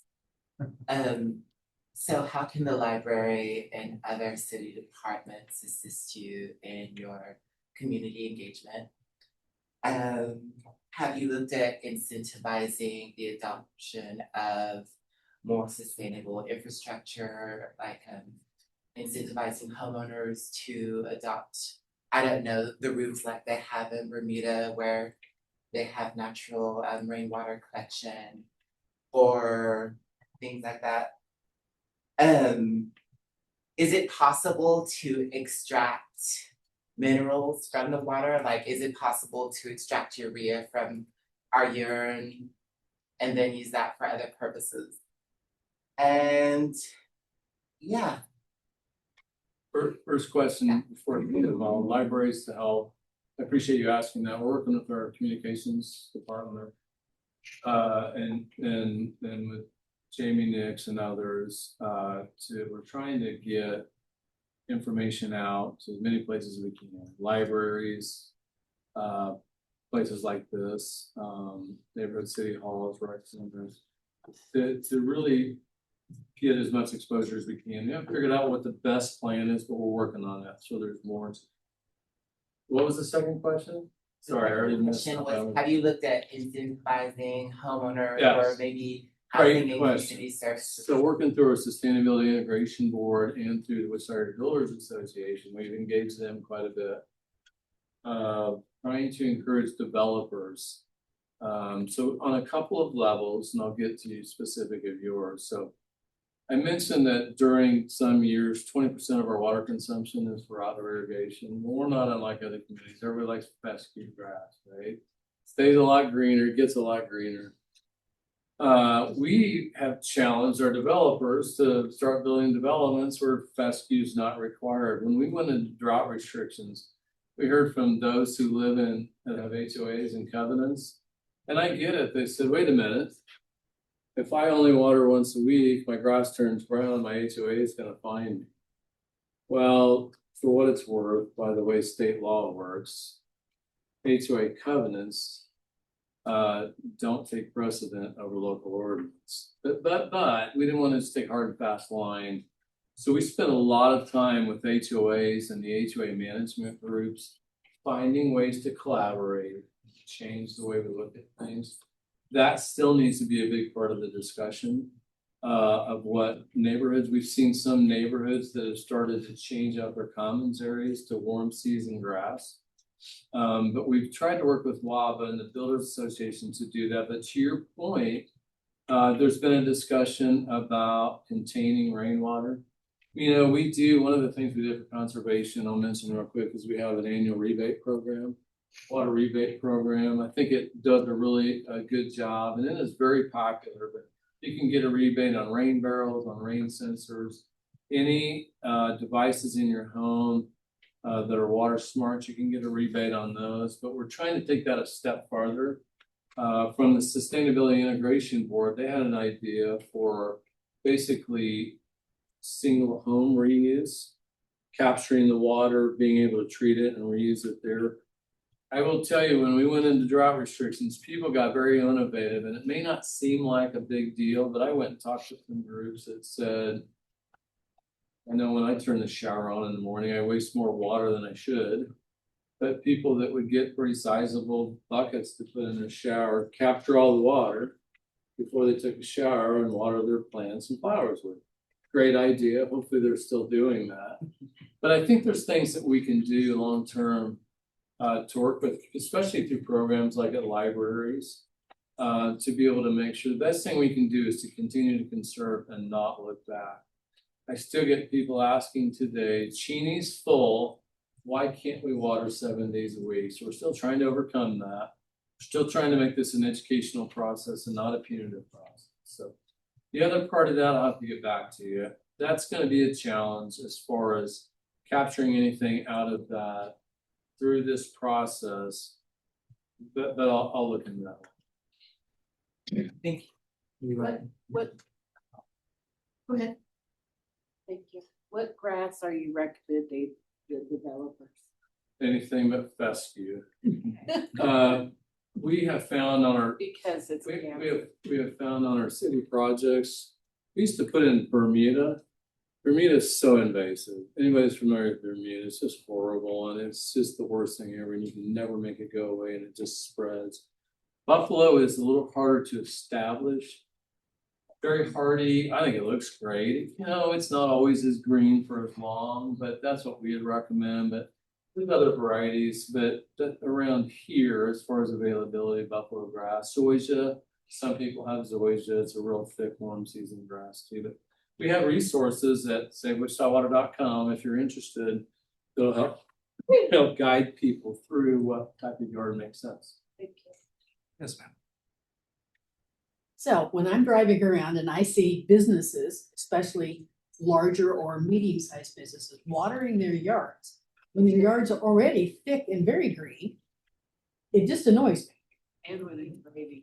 Has there been consideration of a plan to start charging those people more for their water in an effort to encourage them to conserve more? So good question, because it annoys me too. A couple things that we used to talk about more in the past, but you made me think of it. Those who are on wells are exempt from restrictions, and I don't know. Some businesses do have wells. It's never been real popular, but the fact is that domestic wells in Wichita have almost no impact on our water supply because our local aquifer, even though it's connected to the Equus beds, it naturally recharges from the Big Arc River, and we see very little variance. People in West Wichita during this drought, they started to run out of water because the water table had dropped enough, but overall it doesn't have any impact. There's some issues related to getting a well permit and property rights related to water. We chose to stay away from it. So some of those might be well users. You're supposed to have a sign on it. And I never see them. But so everybody can agree, and I don't want to pick on them, but when we started in this, everybody said, you better go after Quick Trip because they water all the time. We did. We actually met with Quick Trip regional and local folks. They had one landscaper that set all their timers. They got on board. They were good. So right now we still have in place that you cannot water outside your 3 days. It's not ideal situation, but we ask people to report it if they're interested. You can report it online. We have our construction inspectors or housing inspectors and others who are out. We have them watch to see, again, the idea wasn't to be punitive, but people need to follow the rules. And we have written citations and applied some penalties this year. It's probably not a lot, but first one is a warning. Second one is $50 on the water bill. Third and all subsequent is $100. And if we think it's over abuse, we can shut the water off. That doesn't mean that it's fixed. That doesn't mean that it's foolproof. I still see some myself that I take a picture and report because it drives me crazy. Some people have said, well, I don't know how to change the program, on my controller. It's not a valid excuse. But I appreciate knowing that. And if you're interested in reporting it, you certainly can. Because we do want to know. We had some folks that said, I'm not going to stop watering. I'm just going to pay the penalty. We said, you absolutely are. So we made sure they did pay the penalty. And at some point in time, they backed off and stopped watering so much. But we're not making money off this deal. I don't have the staff to do this. You can go enforce this, right? We didn't want to be in this place. The best thing that can happen is for everybody to comply with what we're doing. So we're trying to still make this as educational as possible. This is why I do this as much as I can so people can hear this, but you don't need to water that much. And one of the things too to keep in mind our watering schedule, no watering between 10 a.m. and 6 p.m. The absolute worst thing you can ever do. It's 100 degrees out, 20-mile-an-hour wind, and you got your sprinklers on. It's just horrible. It's throwing the water away. Good question. Are there examples, maybe there's examples on my place where it can place this video, of maybe processes where people have already maybe experienced recycling water, like me taking water from the river and boiling when I'm camped in, or put it through a filtration system and drink it? Like, are there processes where people have already maybe done something similar to what you're trying to do? That's a really good question. Obviously we talked about what NASA does, but that's something I could possibly think about that's a comparable to, again, we're recycling a lot of water now, not for consumption, but for a lot of other places. But I'm glad you asked that question, because there are a lot of countries on Earth that don't have the ability to filter and treat water, but they have found ways to make it safe. So I'll think about that some more. On that, also to add to that, we could get those straws that filter supposedly river water or whatever water you're Sure. using. How good are they? It probably depends on who you listen It's a new to. better, bro. Don't continue. Well, here's what I would tell you, and I'm not recommending you do this. You could go down and drink the water that you saw going to the river from out of a treatment plant. You wouldn't know the difference. And it's not going to make you sick. But because of the regulations that are in place, which I don't diminish, we cannot say that's for human consumption. But I'm here to tell you, you could go drink that water and you would never know the difference. I remember my fourth question, and this is gonna sound ridiculous. You spoke about changing our relationship with water. Do you think there's a hole in the market for a public bath? For a public bath? I've never even thought about that, honestly. Go down to the Hyatt and the water bowl some days. It's basically a public bath.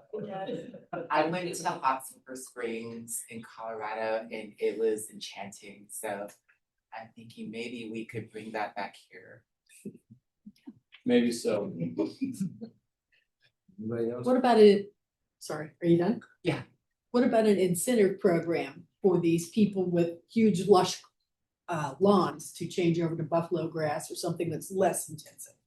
Good question. As part of our rebate program, we contemplated that. Within a rebate program, we do now provide a rebate for shrubs and trees, especially those that take less water. Yards get really expensive. There are some communities, Irvine, California, really has a lot more money than we do, because they have a program that will pay up to $10,000 per property to convert your yard. I don't know how we possibly do that, because all of us would pay to do that, right? But they are in a bad spot for water. It became a balancing act. So we're starting with shrubs and trees first and see where that goes. Could I give you a 2-minute update on our water treatment plant? Do you mind? 2 minutes, Gary. So we are in a good spot right now, making repairs to the clarifiers. That's where our issue was, what's inside the big round tanks if you've been by.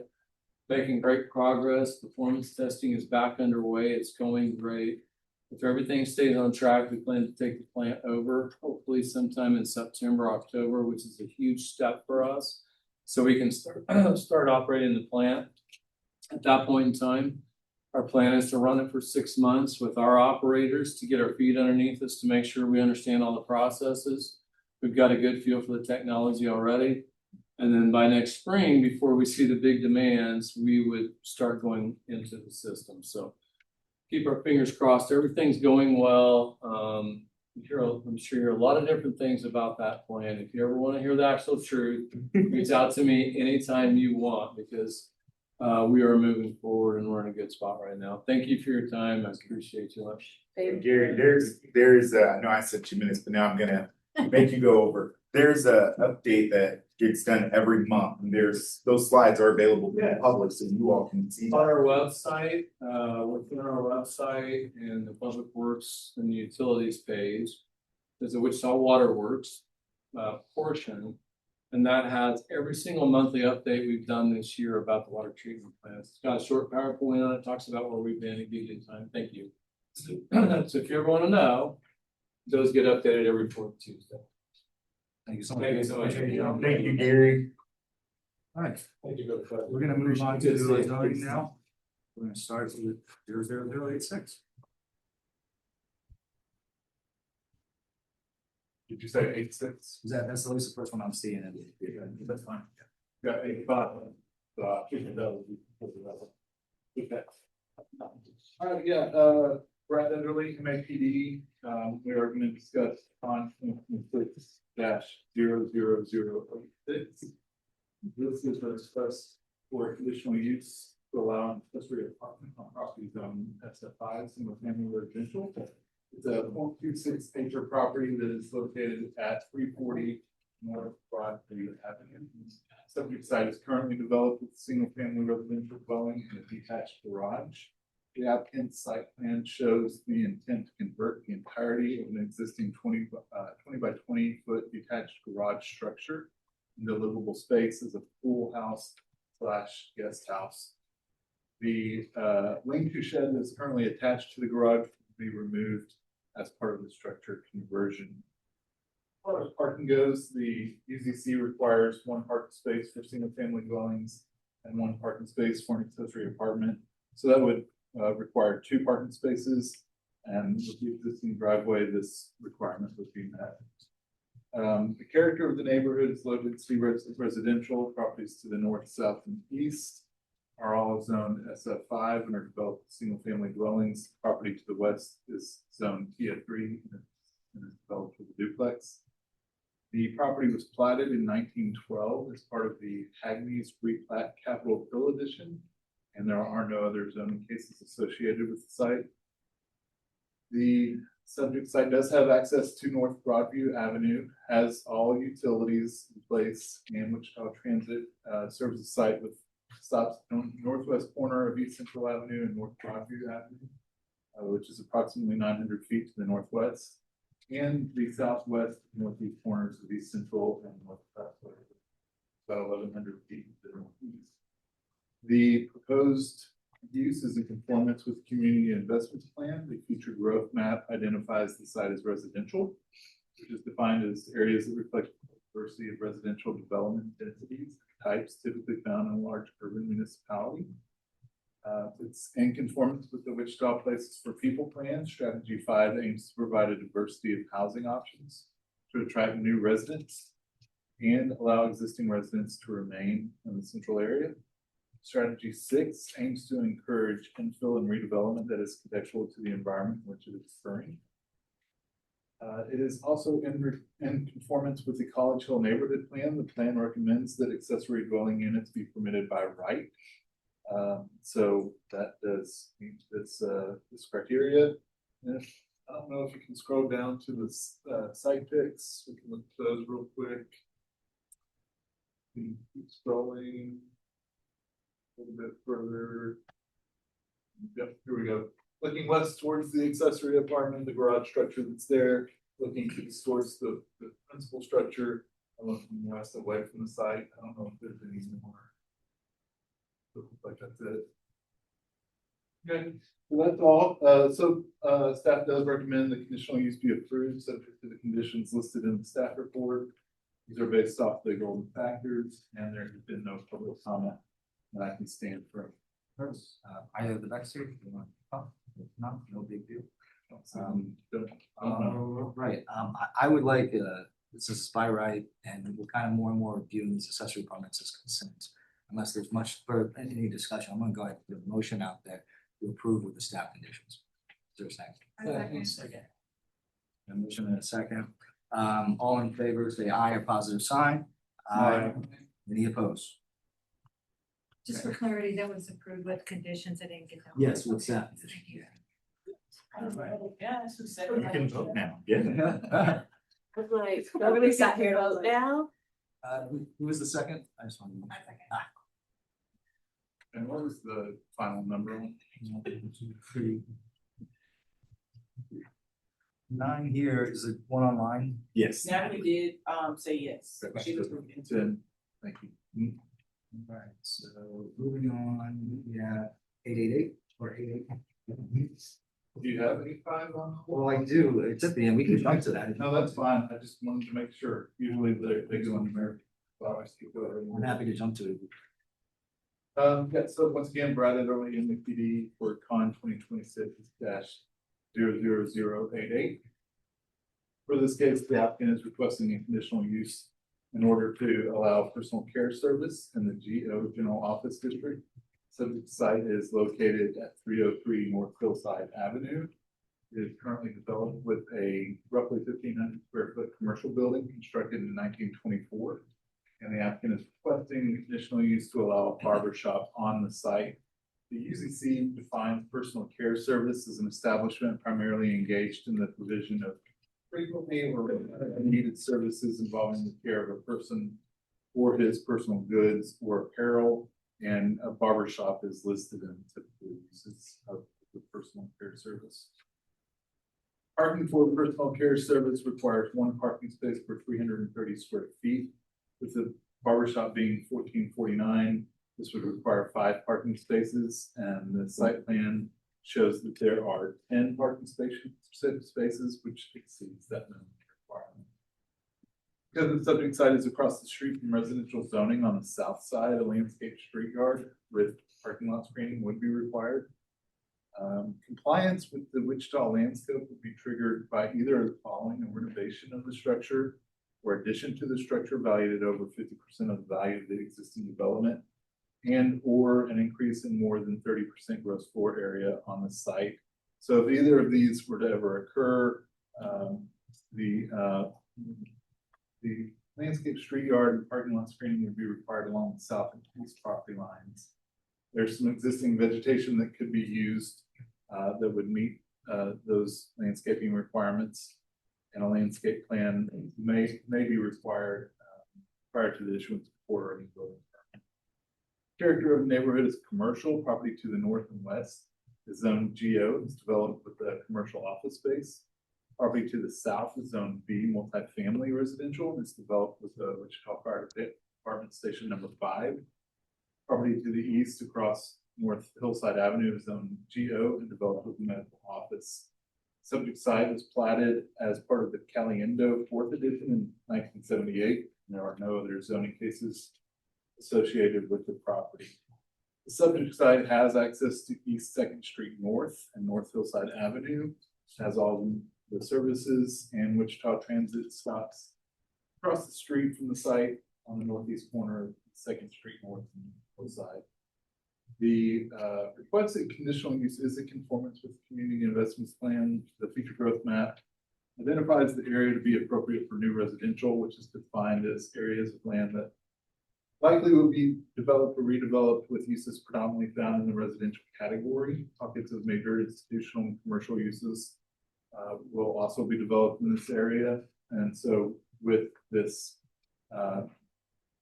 located along an existing commercial corridor, this is an appropriate use for the site. It's in conformance with the Wichita Places for People plan as well. Strategy 3 aims to improve the economic feasibility of commercial/service uses and the markets necessary to support them. And strategy 6 aims to encourage infill and redevelopment that is contextual to the environment in which it is occurring. If we can scroll down to the site picture for this one.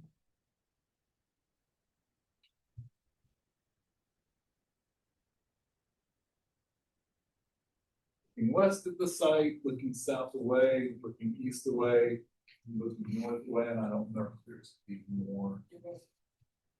Looking west away, looking south towards, looking east towards, looking north towards. That's all for that. So staff does recommend approval of this conditional use as well, subject to the conditions listed in the staff report. These are also based on the golden factors, and there have been no public comment as well. So I can again stand for any questions. Anyone from Zenith? I mean, it looks like they've been in business since June. I don't know about that. Yeah, well, they have social media, they, I was just looking at their Instagram since June, so how does this come to be that they're Sure. already So operating? it's possible sometimes people go in not realizing code requirements and Okay. things like that. They see a commercial space, their barber shop. They don't think Right. there's anything wrong with getting in there. And tenants, landlords, even real estate agents may miss something. So, they're trying to correct it. Sure, Obviously, okay. it came to their attention, somebody had brought it to their attention. And they're allowed to continue to operate until this is adjudicated. So if for some reason this was denied, Right. then they would have to stop. But they are allowed to continue as it goes through the process. Okay, thank you. Is there anyone from Zenith here? I'm gonna bring it back to the gap. This one seems pretty straightforward. It's a very cute site plan. I find a little amusement that the fire station will get their mustache manicures across the street. It's a really good point. So unless there's any further discussion, jump over to first. Yes. I really just have a question, because this particular building has been several things over the last few years. And I'm just curious if there's anything within personal care service behind what, with the exception of what seems like an exception for a strip club. Oh, I'm sorry, I didn't hear everything. I'll try to shorten my question. It's been a lot of things. So the conditional use is for personal care service. With the exception of the strip club, is there anything under personal care service that would be dramatically different than? We don't typically consider anything to be dramatically different under that definition. So anything that's under there that would be allowed, saving the sexual content, would be allowed as well. We consider this all very similar stuff. And I'll make a motion to approve with staff conditions. Second. All in favor, say aye, positive sign. Aye. Any opposed? And no. Ally? Moving on, next I have 9.6.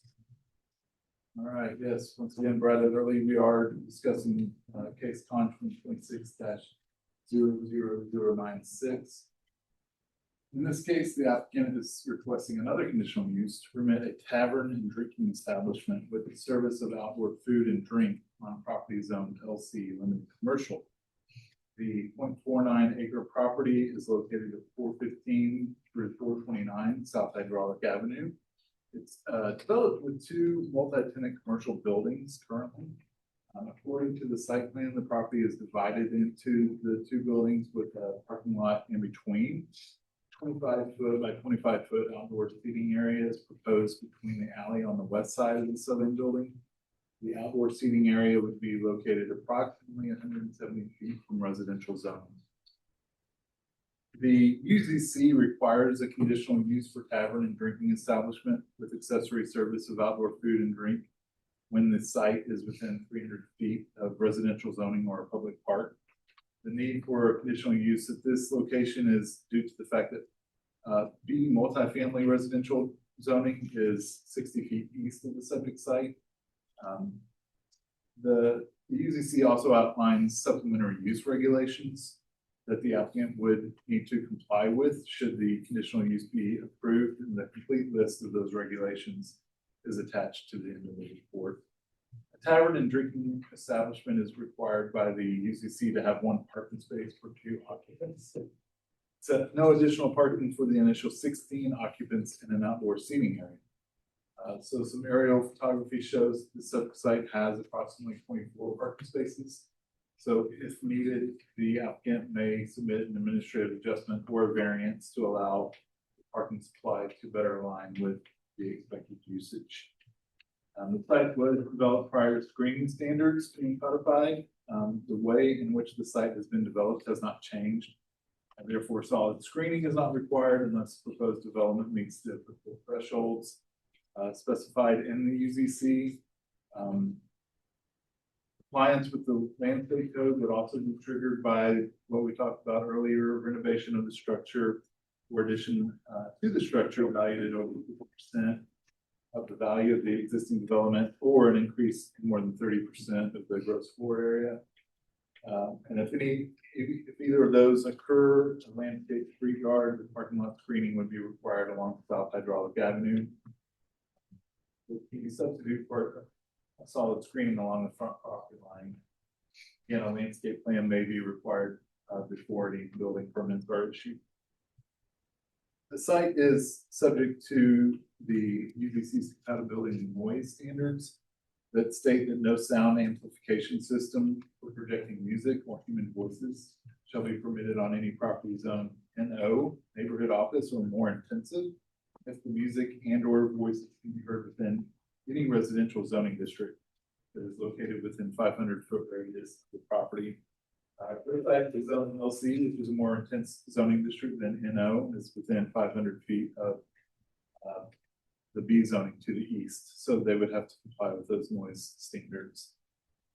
The character of the neighborhood is mixed use commercial and residential. Property to the north is zoned LC, limited commercial, developed with a multi-tenant commercial building. Property to the south is zoned LC, developed offices.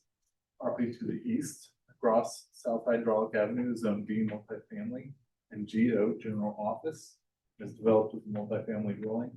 Property to the west is zoned GC, general commercial, and is developed with an office and a vehicle storage yard. Site was platted as part of Burr's Edition in 1886.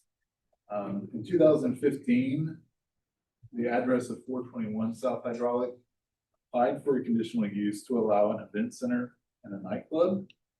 That was approved by the MAPC. However, a condition of approval mandated an off-site parking agreement to provide at least 75 parking spaces within 60 days of approval on that. So that did not actually happen. So as far as public services, the site has access to South Hydraulic Avenue, municipal services such as water and sewer serve the site. Wichita Transit stops immediately south of the site. Center of South Hydraulic, Kellogg. None of the bus stops have benches or shelters. The proposed request is in conformance with the community investments plan, the future growth map that identifies the area as appropriate for commercial uses, which are defined as areas that reflect the full diversity of commercial development intensities and types typically found in a large urban municipality.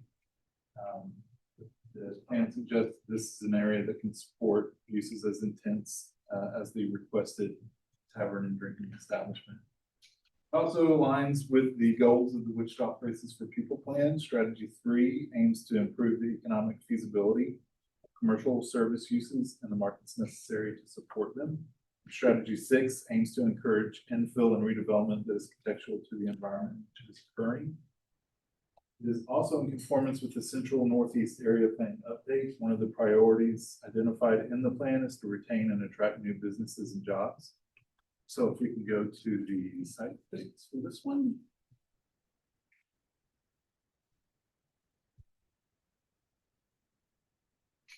This is looking west towards the site, looking southwest towards the site, looking west through the site, looking east through the site. Looking east away, south away, west away, north away. And with that, staff does recommend that the conditional request be approved, subject to the conditions listed in the staff report. Again, based on the golden factors and no public comment at this time. So with that, I can stand firm. So if I understand this correctly, if you pass this with staff conditions, you will receive a site plan that shows the outdoor space being taken up and ensure enough parking spots. Correct, and they will have to adhere to that site plan as well. Okay. Questions for staff on this case? Yes. If you go back to the site pictures, you can see that at one point there seems to have been a bar there at one point. Is there something different about this zoning? Not that I know of. It's possible that bar or drinking establishment was grandfathered in, had been there. I honestly don't know about past uses. I just know if they're requesting to do this at this point, they have to go through this process. Is it inclusive of both structures? Yeah, it's the whole property is asking for the conditional use. I don't know exactly what their plans are, and I don't know if, and Kim is here to represent them, so if you have any questions for her. All right, if you have other questions for staff, go ahead.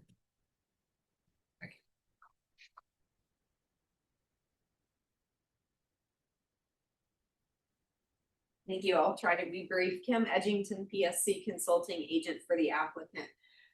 We did not know until we went to apply for a liquor license for this property that there was not already current zoning. We suspect that in the past, the reason there wasn't a conditional use was that they served enough food that they did not meet that threshold, where with this facility, we don't know that we will, so we wanted to make sure and be in compliance. So we brought about this request for the conditional use. This is a well-established business owner that has that owns a facility in downtown Wichita, Bubbles and the workroom. So this is a great new expansion and venture for her and her partner. And this, we did ask for the conditional use over the entire property so that in the future, if there were an opportunity to expand, that it would also include both buildings along with the outdoor area. And I would be glad to stand for any questions.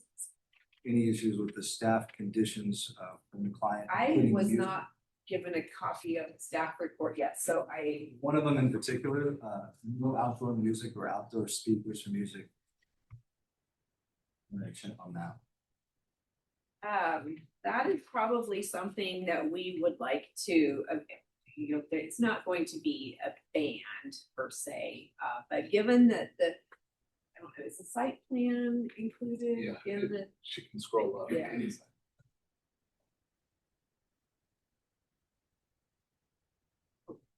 So given that the outdoor area is on the east side of the building, adjacent to general commercial zoning, we would ask that we could have some sort of speakers or, a small little tree, just a little trio.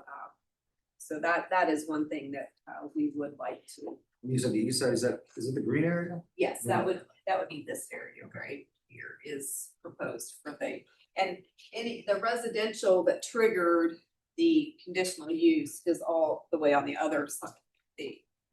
I said east, You're good. I I am was just playing. directionally challenged. It is such a Monday. On the west side of the building, the triggering residential is all the way across hydraulic on the east side. So we would ask that we would be able to employ some sort of speakers or amplification in that outdoor area. Let's see anything else that might pop up as a. Otherwise, we are in agreement with all of them. Any questions? Yeah, I mean, right now you're anticipating that the outdoor space is gonna be the furthest away from the residential. Right. But you could move it. No, we would be subject to, because of this being a conditional use tied to a site plan, that outdoor area can only be in that location. So it can't like apply. Sensitive to noise in neighborhoods, so just my preference is that the no outdoor music or speakers stays in with the staff recommendations. Any other questions for the agent? Aren't there homes across the alleyway on the west? No, that's general commercial zoning. Where? To the west. Building. Okay.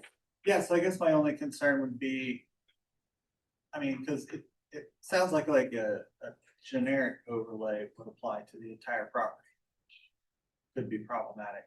So I guess if there's looking for outdoor amplified sound, is there a way to restrict that to one part of the parcel as opposed to the whole. Is there anything on our language where you could say outdoor music in the designated seating area Only on in the the west side? outdoor seating. Yeah, we're perfectly comfortable with Yeah. that as far as You the. can modify the conditional use language however you guys see fit. It's the west side of the southern building.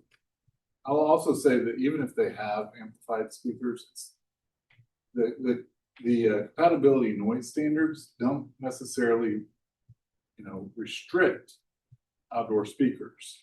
It's just that they can't be heard from the residential district that within 500 feet. So we've put that condition in, it's kind of a safeguard. If you guys wanted to take it out, the conditional or the compatibility standards would still be there, that they wouldn't be able to hear it from the residential zoning district across the street. And we understood that would be the case, when we applied for this. So we just, we're asking to not have another layer on top of what's already required as far as the compatibility. Yeah, no, I'm not trying to make anything more bureaucratic than it needs to be. I'm just really concerned about that apartment building on the other side of hydraulic. Right, and so that's what we wouldn't be able to amplify anything that could be heard from those apartments on the east side of hydraulic. Brad, Even without any extra conditions on the condition. was there any other public comment No. or anything that expressed a concern with that kind of, stuff, activity? And y'all are contacting renters now too?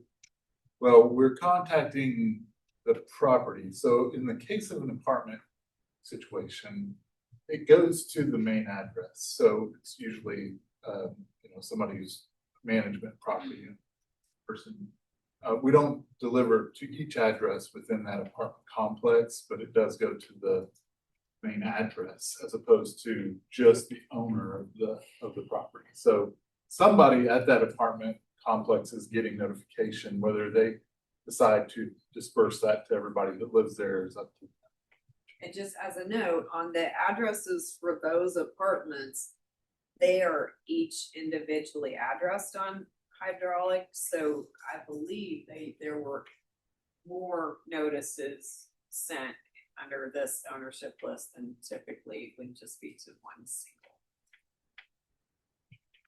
We're kind of that, and this is all new. This is new with the title companies and because I have long been a proponent and have encouraged my clients extensively in the past that we notify residents and property owners. So in this case, that was accomplished with this ownership list. So we were glad to see that.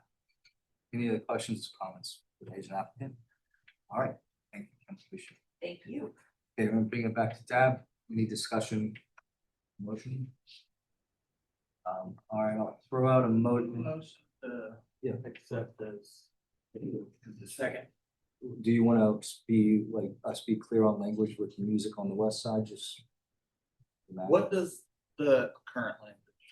The current language, Right now it says no between outdoor motion with the conditions, it would be no outdoor music or speakers. So we have to strike number 3 as a part of the motion. And then we could put in an additional clause saying outdoor music permitted on the western side of the southern building as per the site plan. I mean, is that something you guys is it Yeah, gonna be a yeah, hurdle we're- in the future? This no music condition? I think that if we had just a further explanation that any outdoor amplification would be limited to the area that's shown on the site plan. We don't have any plans to do anything beyond that. The site's really pretty much taken up by the buildings. There's not opportunity really Right. to do it anywhere else.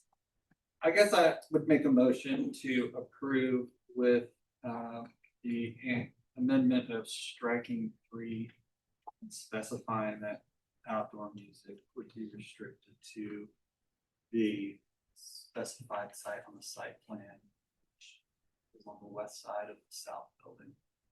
I'll second that. So, Stephen, any discussion?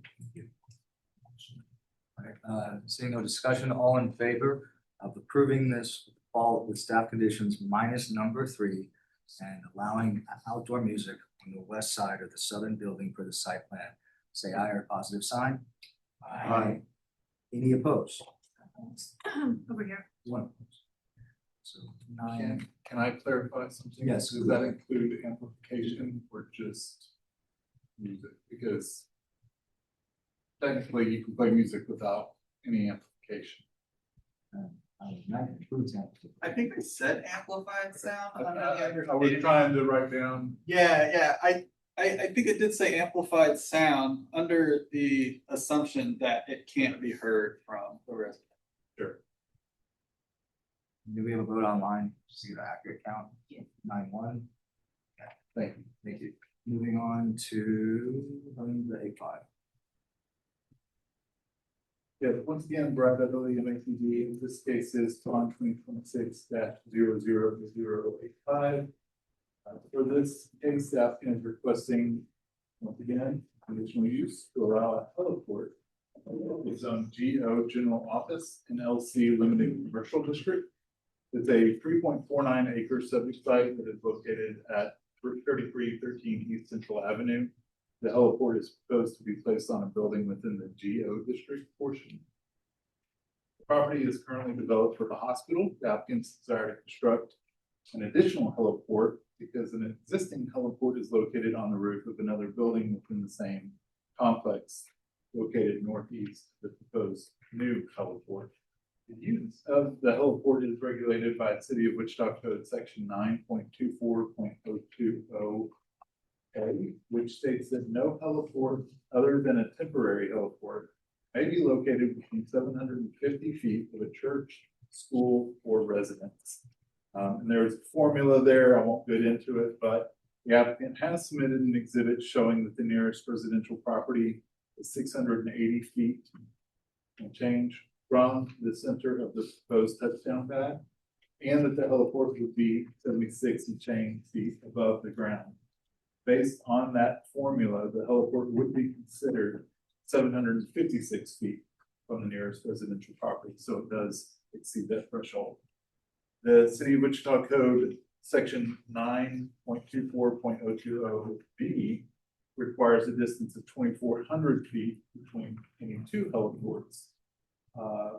And this would be, all measurements would be made in a straight line horizontally from the center of touchdown pad. Of the heliports, the existing heliport is approximately 415 feet to the northeast, so below that threshold. But section 9.24.140 does allow the fire chief to grant a variance to allow this distance to be reduced. Has that variance been granted? They will have to apply for that. We're excited about. So no, you're fine. So we can go through this and get this approved, but then they would have to get that variance as well. Parking, section 4A of the zoning code requires a parking study in order to determine the required number of spaces. If the conditional use is approved, the applicant would be required to provide a parking study to the zoning administrator to be reviewed and approved. As far as context of the area, the character of the area is medical and commercial in nature. Properties to the north, east, and west are zone GO, B, PF3, and LC. And are developed as part of the same hospital complex, including medical offices and service parking lots. Part is also to the east across North Rutan. Properties to the south are zoned the College Hill Square Planned Unit Development, which is PUD 14, and are developed with restaurants and general retail.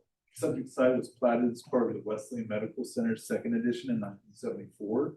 In 1983, a variance was granted, increasing the permitted height of any building at the setback line from 55 feet to 80 feet, and increase the permitted land coverage by buildings from 1/3 to 1/2 on property zone BB office district, which doesn't exist in one. I'm sure that's GO at this point. Other variances were approved throughout the years for varying sign code variances. The site has access to East Central Avenue. Municipal water and sanitary serve the site. Wichita Transit serves the area with stops on the southwest and northeast corner of the Northville side and East Central, and directly in front of the site on the south side of East Central Avenue. The requested conditional uses in conformance with the community investments plan. The future growth map identifies the area to be appropriate for residential and employment mix, which is described as areas of land that will be developed or redeveloped with uses predominantly of a mixed nature. Subject site is located within a major medical complex. The proposed site of the heliport is beyond the required distances from residences, churches, and schools. However, that 2,400-foot distance would need to be granted a variance. The conditional use is in conformance with the locational guidelines. Guideline 1C states that major commercial and employment centers should be located at intersections of arterial streets and along highways and commercial corridors. And this is the intersection of two arterial streets in a very strong commercial corridor. So if we can go to the site pics.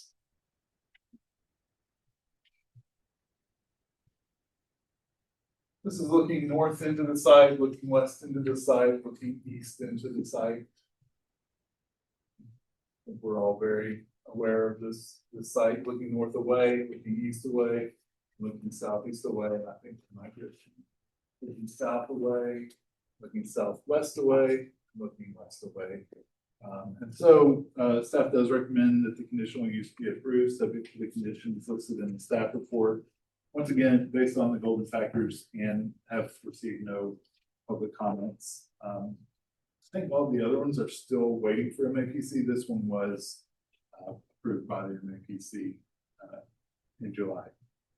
And with that, I can stand for any questions. I just want to clarify where it's going, looking into the site. Is it this building? No, if we can go back to the site plans, I'll show you exactly. Maybe the first site plan. There's several that they've added. Well, this one is good. So it's kind of on the west side of that front building right there. And this is the location of the existing heliport. Is it near the corner of Murdoch and Hillside, the old parking garage? I don't know where the old parking garage was. This is Hillside Central. It's opposite that. It's gonna be real cool. It is. And remind me what the car park they are? Sure. They're supposed to be 2,400, but they're only how many? Well, these are supposed to be 2,400. They're Right. about 450, I believe. Wow. If we can go to the next slide up, maybe one more. Yeah, actually one. I guess this is it. Maybe it got cut off. So this is a kind of a map to the nearest residences. At least they have one that states how far it is. It's 670 something. I said. My concern is just if they're supposed to be 2,400 feet, then what it will be, but you said it's only gonna be 470. Yeah, so it won't be allowed if the fire department doesn't approve it for a variance. So they have to look at it as well, but they're the ones who can decide that. But yeah, so as far as from the nearest residential school or park, it's 680 feet to the west. But then you also include the height, and that's going to be 76. So it just barely sweeps by at 76. May not know the answer, but what is the fire department looking at to determine whether they'll say yes or no? They don't even know. I think they were surprised to know that they were the ones. It's probably something that doesn't happen very often. I think they'll have to figure it out. My concern is they're so close that there could be a crash and then it falls down on them. Is there someone here from Weston? No. Yes. Hey, this is Ian Anderson. I am with Catalyst Design Group. I am the agent, the applicant's agent, and can answer any questions. I guess one of the first questions that already came up, just mitigation on planning with traffic, with the paths being so close. I figured that you've already looked into that, but the dad wanted an answer on that. Yeah, correct. That is something that we have worked with the flight crews on. This helipad will not be adding additional helicopter flights. The same amount of flights that come in now will be the same number. This is just to better service the clients that do come in. Right now, they're having to land on the existing helipad and they're having to be transported throughout the hospital and to go up in the other tower. So this right here would be a much better service for patients coming in via helicopter or leaving via helicopter. In other words, you're saying it's only gonna be one helicopter and they're not gonna have a helicopter based on each one of the landing zones. No, there will not be any helicopters based on those helipads. They will only be for pickup, drop off only. There will not be any long-term staging of helicopters on the hospital.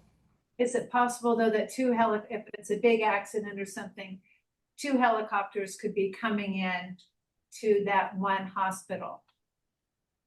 I'm happy to answer that question. Yeah, if you want If to you come up, please.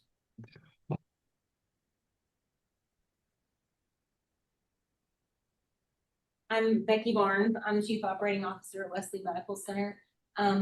We could have 2 different helicopters on each of those helipads at one time. This helipad will service what that building is called the Critical Care Tower. We're adding 2 stories to that. And currently, as Ian mentioned, if a critical care patient comes in or needs to go out, they land on the helipad and then have to be transported all through the hospital to get to the critical care tower. And then if they're going from critical care to the helipad to go out, same thing. They have to travel all through the hospital. This will be a direct drop into and out of that critical care tower. The other helipad is larger and can accommodate Blackhawks. So to service military, should they come in, or if we have a patient that comes or goes on a Black Hawk, it will accommodate that. So we'll have to keep that helipad operational.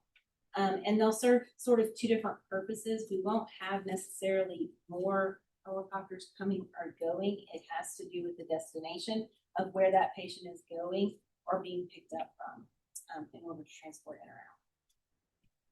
Have you already started the conversations with the fire department? We have not, to my knowledge. This is Ian. I know the architect submitted the plan package, the variance package to the fire chief on July 30th. So we don't know where it's at in the review, but it is at least in their email inbox to review. Additional questions, Agent? All right. Thank you. Yes. So what you described is the current helipad that's there now is going to stay there, and that's the one that can fit the bigger helicopters, Blackhawks. And the new one is more centrally located. You could take patients through the hospital closer distances to the critical units that they're needing. Yeah, it's not more centrally located, but there'll be 2 different locations. So one is closer to the women's hospital. The current one is. This one is over the tower. So it just has to do with where the patients would need to go. Okay. So is that the new helipad that you're wanting to install? Is that above the emergency room? No. It's a children's hospital. It's above. It's more on the side of the children's hospital, but it's over like the ICU, our step down unit, and some of those more critical care beds. So more in the center. Maybe. I'm sorry. Is it more in the center? Leaning towards Murdoch. It's closer to central. Yeah, it's gonna be. Yes. And the ER sort of sits between. Yeah. Anybody else? Thank you. We have a staff comment. I just have a comment. 1984, I was involved accident, Clearwater, Kansas was lifeline to that existing heliport. I crashed getting off the helicopter and they took me into ICU. I was in a coma for 3 days. I'm voting any heliport we want to put in, I'm good to go. Oh, gosh. If there's not more comments you want to make. Oh, yeah. I would say too, I'm a prior military pilot. I was never a helicopter pilot, but I guarantee you if two helicopters going in there, those dudes are on the same frequency talking to each other. There's always a risk with flying, but anytime we can improve the capacity to service the public during accidents, to my opinion, is the good thing. There's not additional commentary. Would you like to make a motion? I'm sorry. I think the only thing that just concerned me, and in general, I don't necessarily think that this is a great process of approving something before the person who has to make a decision whether it happens gets to happen. I recognize that's how government works, so it is what it is, but I think I'm just, not knowing what it is that they're looking for to determine what their answer would be, whether they say yes or no. I recognize we probably haven't had a lot of these requests come in general, but it's kind of concerning a little bit to know that, right, they can go through this whole process and be told no. It's like, why are we spending time doing that? So making that comment, not going to say that it's a perspective of a reason, just wanting to put that out there. I think of a process perspective, feels like things should be done first before they go through a review process into change zoning before. What if there are things that we don't know about in this space, or even the other board didn't know about before this process? So I think just from a process perspective, I'm not your boss, but I'm in general thinking, like, I did think those things should happen before groups to make determinations whether zoning can change, should go for that process. Can you clarify on that point? Yeah, I don't mind doing that. That's a good point. The part of the problem is planning and zoning, we are really geared toward the unified zoning code, right? And that's kind of our purview. And there are other parts of the city code that we do kind of dip our toe into, sign code, landscape code. Something like this is definitely in the fire department's purview. And so while it's something that we point out because it's kind of, germane to the discussion, it is definitely something that they have to review and decide upon. If they do not, this cannot happen. So it's kind of part and parcel with each other. This can get approved through the city council, and that variance doesn't. And then this is the cookie. So, so the process is really 6 or 1/2 dozen of the other. So we can go through this process through the zoning and planning portion of it, and then the fire department would review the variance part of it. For future reference, though, it's not that in this process, they have to wait. The fire department will not even look at making a decision on variance until it's gone through MAPC and DAB and council. That can happen earlier, correct? I would assume so. I do not know for sure. Good. All right. Any other questions, comments? I was just curious, was there any more context to when you mentioned the fire being surprised that was their call? Yeah. This isn't the first time that it's come up. There was a heliport that was requested, and I think Kim actually had that case up off of Greenwich for a Children's Mercy, I think is what it's called. There's a new children's hospital medical office up there. And so that was brought to our attention, at least because of some of the things that they were wanting. I think it's because of maybe being closer to residential. So they had to get a variance for something like that. And I can remember even then they were like, we don't know anything about that. So it's a situation that does not come up very often, but it has come up a couple of times. So hopefully they're kind of getting a clearer idea of what it takes. I don't know that they had to get a variance for that project, but if they did, they had to go through that process. And so, and I'm not trying to throw the fire department under the bus or anything like that. It's just that it's something that they were a little surprised by. And so, whatever process that is, I guarantee you they're going to figure it out and get the variance.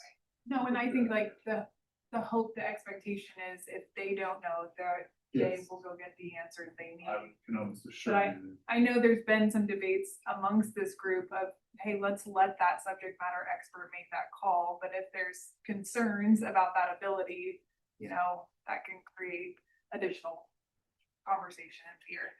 But overall, I mean, I think just what's better for the patient and the community sounds great.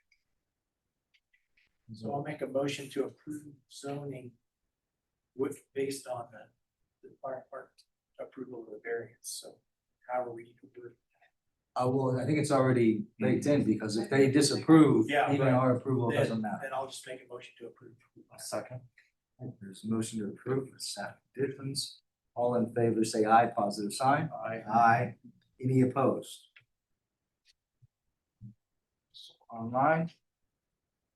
10-0. No. Thank you. Thank you very much. Sorry, on the last one, did we get all these? I think so, yeah, yes, we do. Updates, issues and reports. Councilmember Shepherd provided the written update. I don't know if you had any supplementary to that. Nope, I provided written updates. Do you all have any questions about those written updates? I'm happy to also provide you a copy too, make sure we get you that. One minor, I've got one minor. There's a pile of tires again in that same spot behind the school over there. Remind me the location. Driving in, it's a block and a half east of 18th and Main, or a block and a half west of 18th and Main. It's right behind the school they're demolishing. Okay, yep. Half dozen or at least tires sitting now, curb. Questions? I've got a question on the update. Yes. So we have the new fire chief who's coming next month, but what was it that set this candidate apart? You know, why was he hired over? And I don't know, it seems like there wasn't as much, maybe it just didn't get my attention. But as much hoopla as there is when you get a police chief.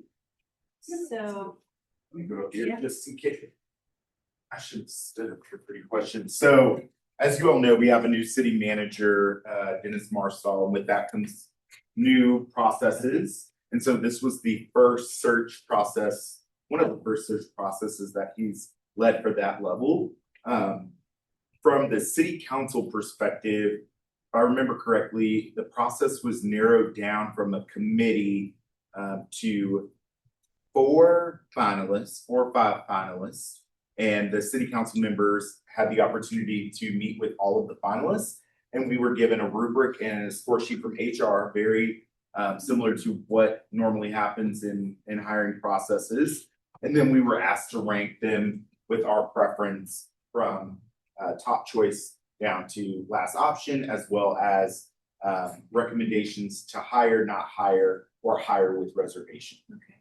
And while I can't speak to the totality of the HR process, just to honor the legalities of that, I'll tell you what I appreciated about the new chief is that I was drilling really, really hard on the form of government, and that we are not a mayor-strong city, and that we needed somebody who was going to come in and make tough decisions, be honest about the realities of the conditions of our facilities, and actually advocate for those changes to be made. And his response to myself and Councilmember Ballard was, if you all are looking for a politician to serve in this role, then I'm not your fire chief. And he won me over with that, because I think that I have the perception that some people want folks to treat individuals a certain type of way, even though our system doesn't operate that way. And I want every member of our city staff, especially those who serve at the executive level, to understand that the city manager has 7 bosses, and that his responsibility is to balance that. And I think that this fire chief coming from Houston understands that. I'm So you're happy? I'm hopeful. Yeah. I'm hopeful. I know that the union has met with the fire chief. He just spent a week in Wichita, Kansas. And I heard positive things from the union based upon their meeting with him as well. Yeah. What were the positive things you've heard from the union? That he took the time to listen to their challenges that they were experiencing, that there was a commitment to really advocate for the needs of firefighters and to have the tough conversations with city council members, city manager, as it relates to what they need. I mean, it's no secret, 20 out of 22 fire stations have remediation right now. And not only that, the health and wellness of our firefighters, they're more likely to cancer at some point in their life as a result of the exposure to chemicals and smoke. And there's some other things that they really need, including staffing and pay, equitable pay. And so you combine all those things together. I was looking for who's up for the challenge and who has the experience necessary to strategically navigate those challenges. And to me, I think he was one of the candidates that. How many candidates were there? It was 4 to 5 finalists, if I remember correctly. And only one internal candidate. Everyone else was from outside of Wichita, Kansas. Everyone else was from outside Kansas. There were recent comments about anti-camping homelessness. Is that gonna come back up on the agenda, or is that just gonna be general discussion for the budget? Is there gonna be any efforts for an actual vote on the agenda? I've had one colleague ask me today about how I feel about an ordinance to sanction a particular area of Wichita as to allow legal encampments. And so that's the only conversation I've had in regards to that piece. But I've been told that there is a member of the council that feels very strongly about the bed count being listed in the ordinance, and that that council member will bring forth again a request to the city manager to bring that discussion on a future agenda to remove the bed count. Okay, but it's separate from the bed count. I'm glad you brought that up. I went and spoke to a couple members of the hot team. And I asked them about, because other cities have done the sanctioned off area, and that's the thing, is you have to provide that if you are going to enforce an anti-camping while you have beds available. And there's a lot of problems with that is a permanent solution. And they mentioned that in the past, the providers and continuum of care were not in favor. However, I couched it then of ahead of the mental health facility opening up with additional beds, could that be a 1-year short-term plan? And they sounded very excited about that, if that could happen. So I don't know if there's a humane way to go about it, but I'm just trying to look at it instead of some individuals on the council who short-sightedly just want to say, let's address the beds. Maybe there's a solution that takes into account those who are concerned about folks in camping in certain areas and harassment, while also balancing the needs of continuum of care in a safe service provided area. Yeah, I really appreciate that. And I think I agree with you on the majority of what you just said. I'm not in favor of removing the bed count. I don't think we can enforce our way out of this, and we can't force those who are unhoused into shelter. I think that raises significant risks. I think it can serve as a trigger, and then put that individual, if forced into shelter, in a situation where they feel the need to harm themselves or others. And I think we have to account for that. And then I also am very concerned about the lack of resources that I feel we currently have in the city of Wichita to address the totality of some of the things that come with homelessness that we always don't account for. And I don't know if we also understand that the profile of a homeless person is not always one who has a mental health crisis or a drug addiction. And I think that we've done a poor job of explaining that. The more seniors are entering into homelessness because they feel that they have been priced out of their homes.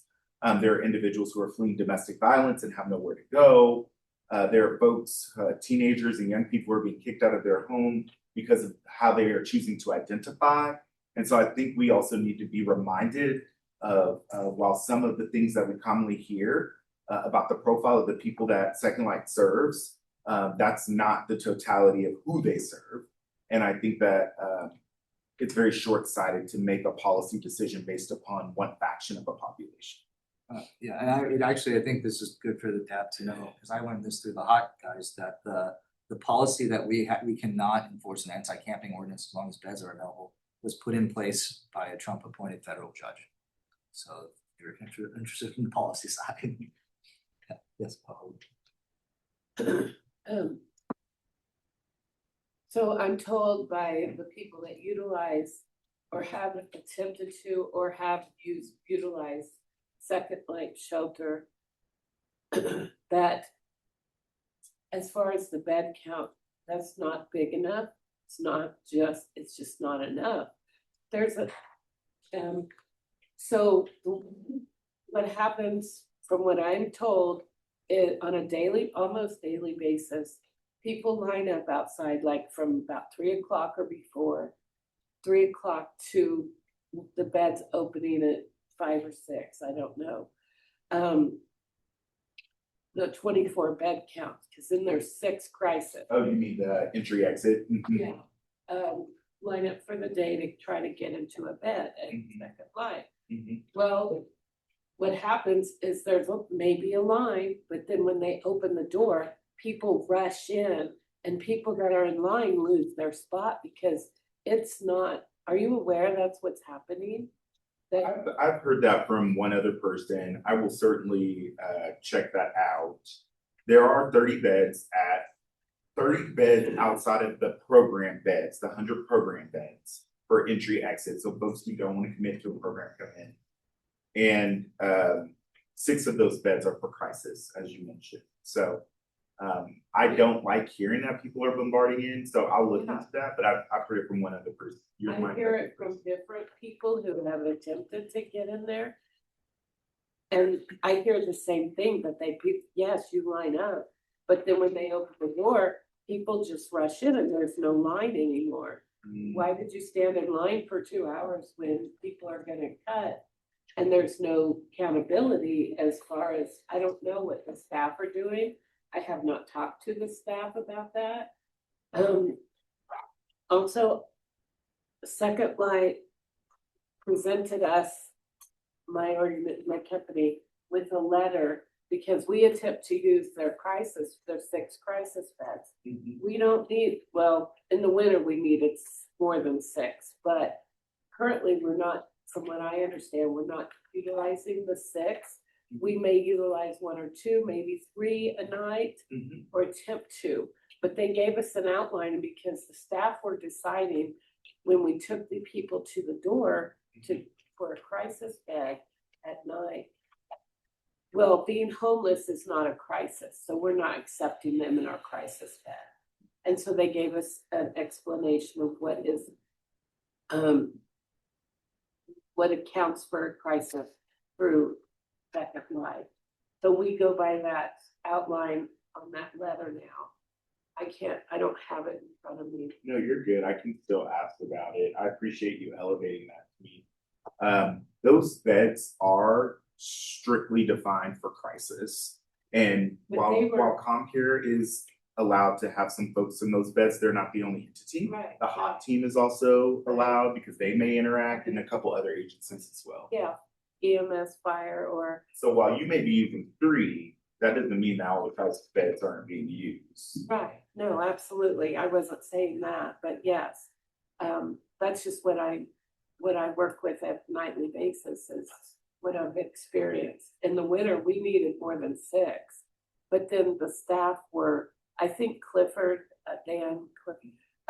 straightened out with staff what they considered a crisis, and the staff could not tell us, well, being homeless is not a crisis. Who are you to judge and say that being homeless is not a crisis to somebody?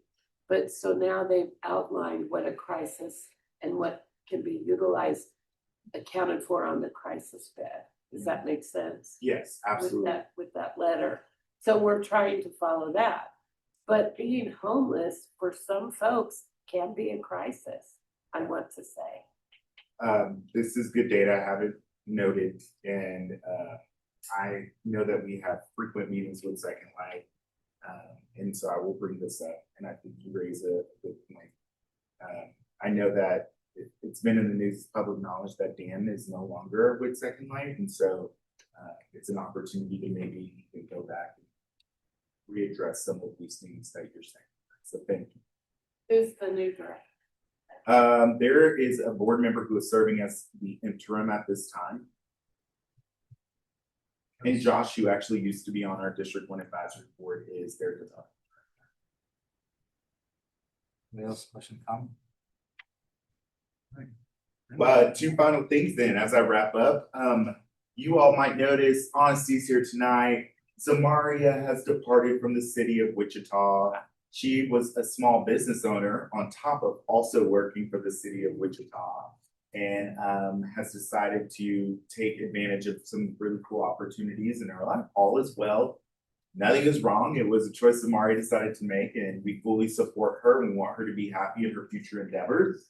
I'm a little stressed because I feel like I can't just break, but she was here on Saturday. She was still helping out. She'll be around, but you will more than likely see Honesty, maybe Emma, our other city management fellow, as well as perhaps maybe some of our other CSRs filling in the interim. And I didn't want you all to be alarmed as you see that happening. And if you see Zamaria out in the community, please don't act like a stranger to her. Celebrate her, be happy for her. We're all really excited. I know that there was already a process going on for that for districts for CSR. And so utilizing that pool of applicants to see if there was somebody already in the pool that could potentially Right, because just Brooke pipeline over here. just left also. Yeah, Brooke is with the K-State Extension department now. Are you still doing training Saturday? We are still doing training on Saturday. You just might be stuck with me leading it. That's here, right? That is here. Is it possible to, I know that with the turnover, this got lost, but is it possible to get a copy of the ephemeral bylaws? I like never seen them as chair, so I said I wanted to run through them to see if we needed to do any minor amendments or things like that. Sure, absolutely. I can make sure that we get you a copy. Any updates from DAB members about things going on in the community? For the training, how long do we need to carve out for that? Is the agenda not included? I don't want to give you the wrong time. But Time that was 10 to 1. It's like 10 to 3. So what should we? I get the vibe you don't want to do 10 to 3. Use your words, friends. So I told her I couldn't be there until about 1. She said they would go on and I would just come in when I come in. All right. Let me go back tomorrow and relook. I get the vibe though. I feel Shepherd shade down where you can. Am I wrong in feeling that? No, I want to attend, but Okay. I will make sure we review that. I want to attend, but I have something already until about, I could be there about 1. Yeah, I don't know if we're gonna be able to change the time this late notice. We are obligated to do our training honestly much earlier, but because of the transition of Zamaria coming in and now the transition of her going out, I really want to make sure we stick to this. But if there are parts of the presentation or training that you really want to make sure that you get an opportunity to hear or be a part of, let me know and we can make sure that we set that up. Yes, please. Absolutely. Happy to do that. Any updates from Davin? Some members about the meeting? So it's still 10 to 3, right? I'm gonna look at where we can shave down. I'll send you an email. Gotcha. We gotta go through. I was just seeing if anyone has updates. Okay. Do you have updates? Well, I don't. Okay, yeah. Go ahead. That's all right. As the school year starting, the Mayor's Youth Council is getting ready to pick up. And so we have our first meeting for this school year starting on 25th of this month. So be looking out for some things to come up, events, things like that. So Saturday, John Air, it's in Hayesville. The farm, the pear center, the naturalized, it's in Hayesville. It's similar to the extension office. They work with the extension office. It's an open house on Saturday. Well, I can't believe somebody hasn't already said tomorrow's election day. Yeah. So, I'm on the ACLU, nonpartisan election protection worker, right? So if you know anybody who has an issue tomorrow, ACLU is manning phones. The number is 866 our vote. You want to remember it that way, or 866-687-8683. Those phones will be manned. Anybody can call if you want to call on behalf of somebody, just the person, get their name, address, contact information if you can, or phone number. They do a great job resolving issues real time.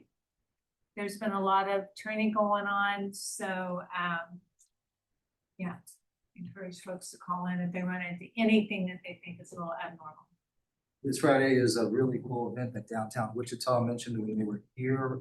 Tribal Roots is doing a First Friday Bridge Party, 614 Commerce Street under the Kellogg Bridge. There's going to be fire spinners, there's skateboarding competition, and one of the two best sound systems in the United States, blasting music with some of our best DJ talent locally, as well as some coming into town. It's a free event, all ages, 5 o'clock to midnight under the Kellogg Bridge, Commerce Street.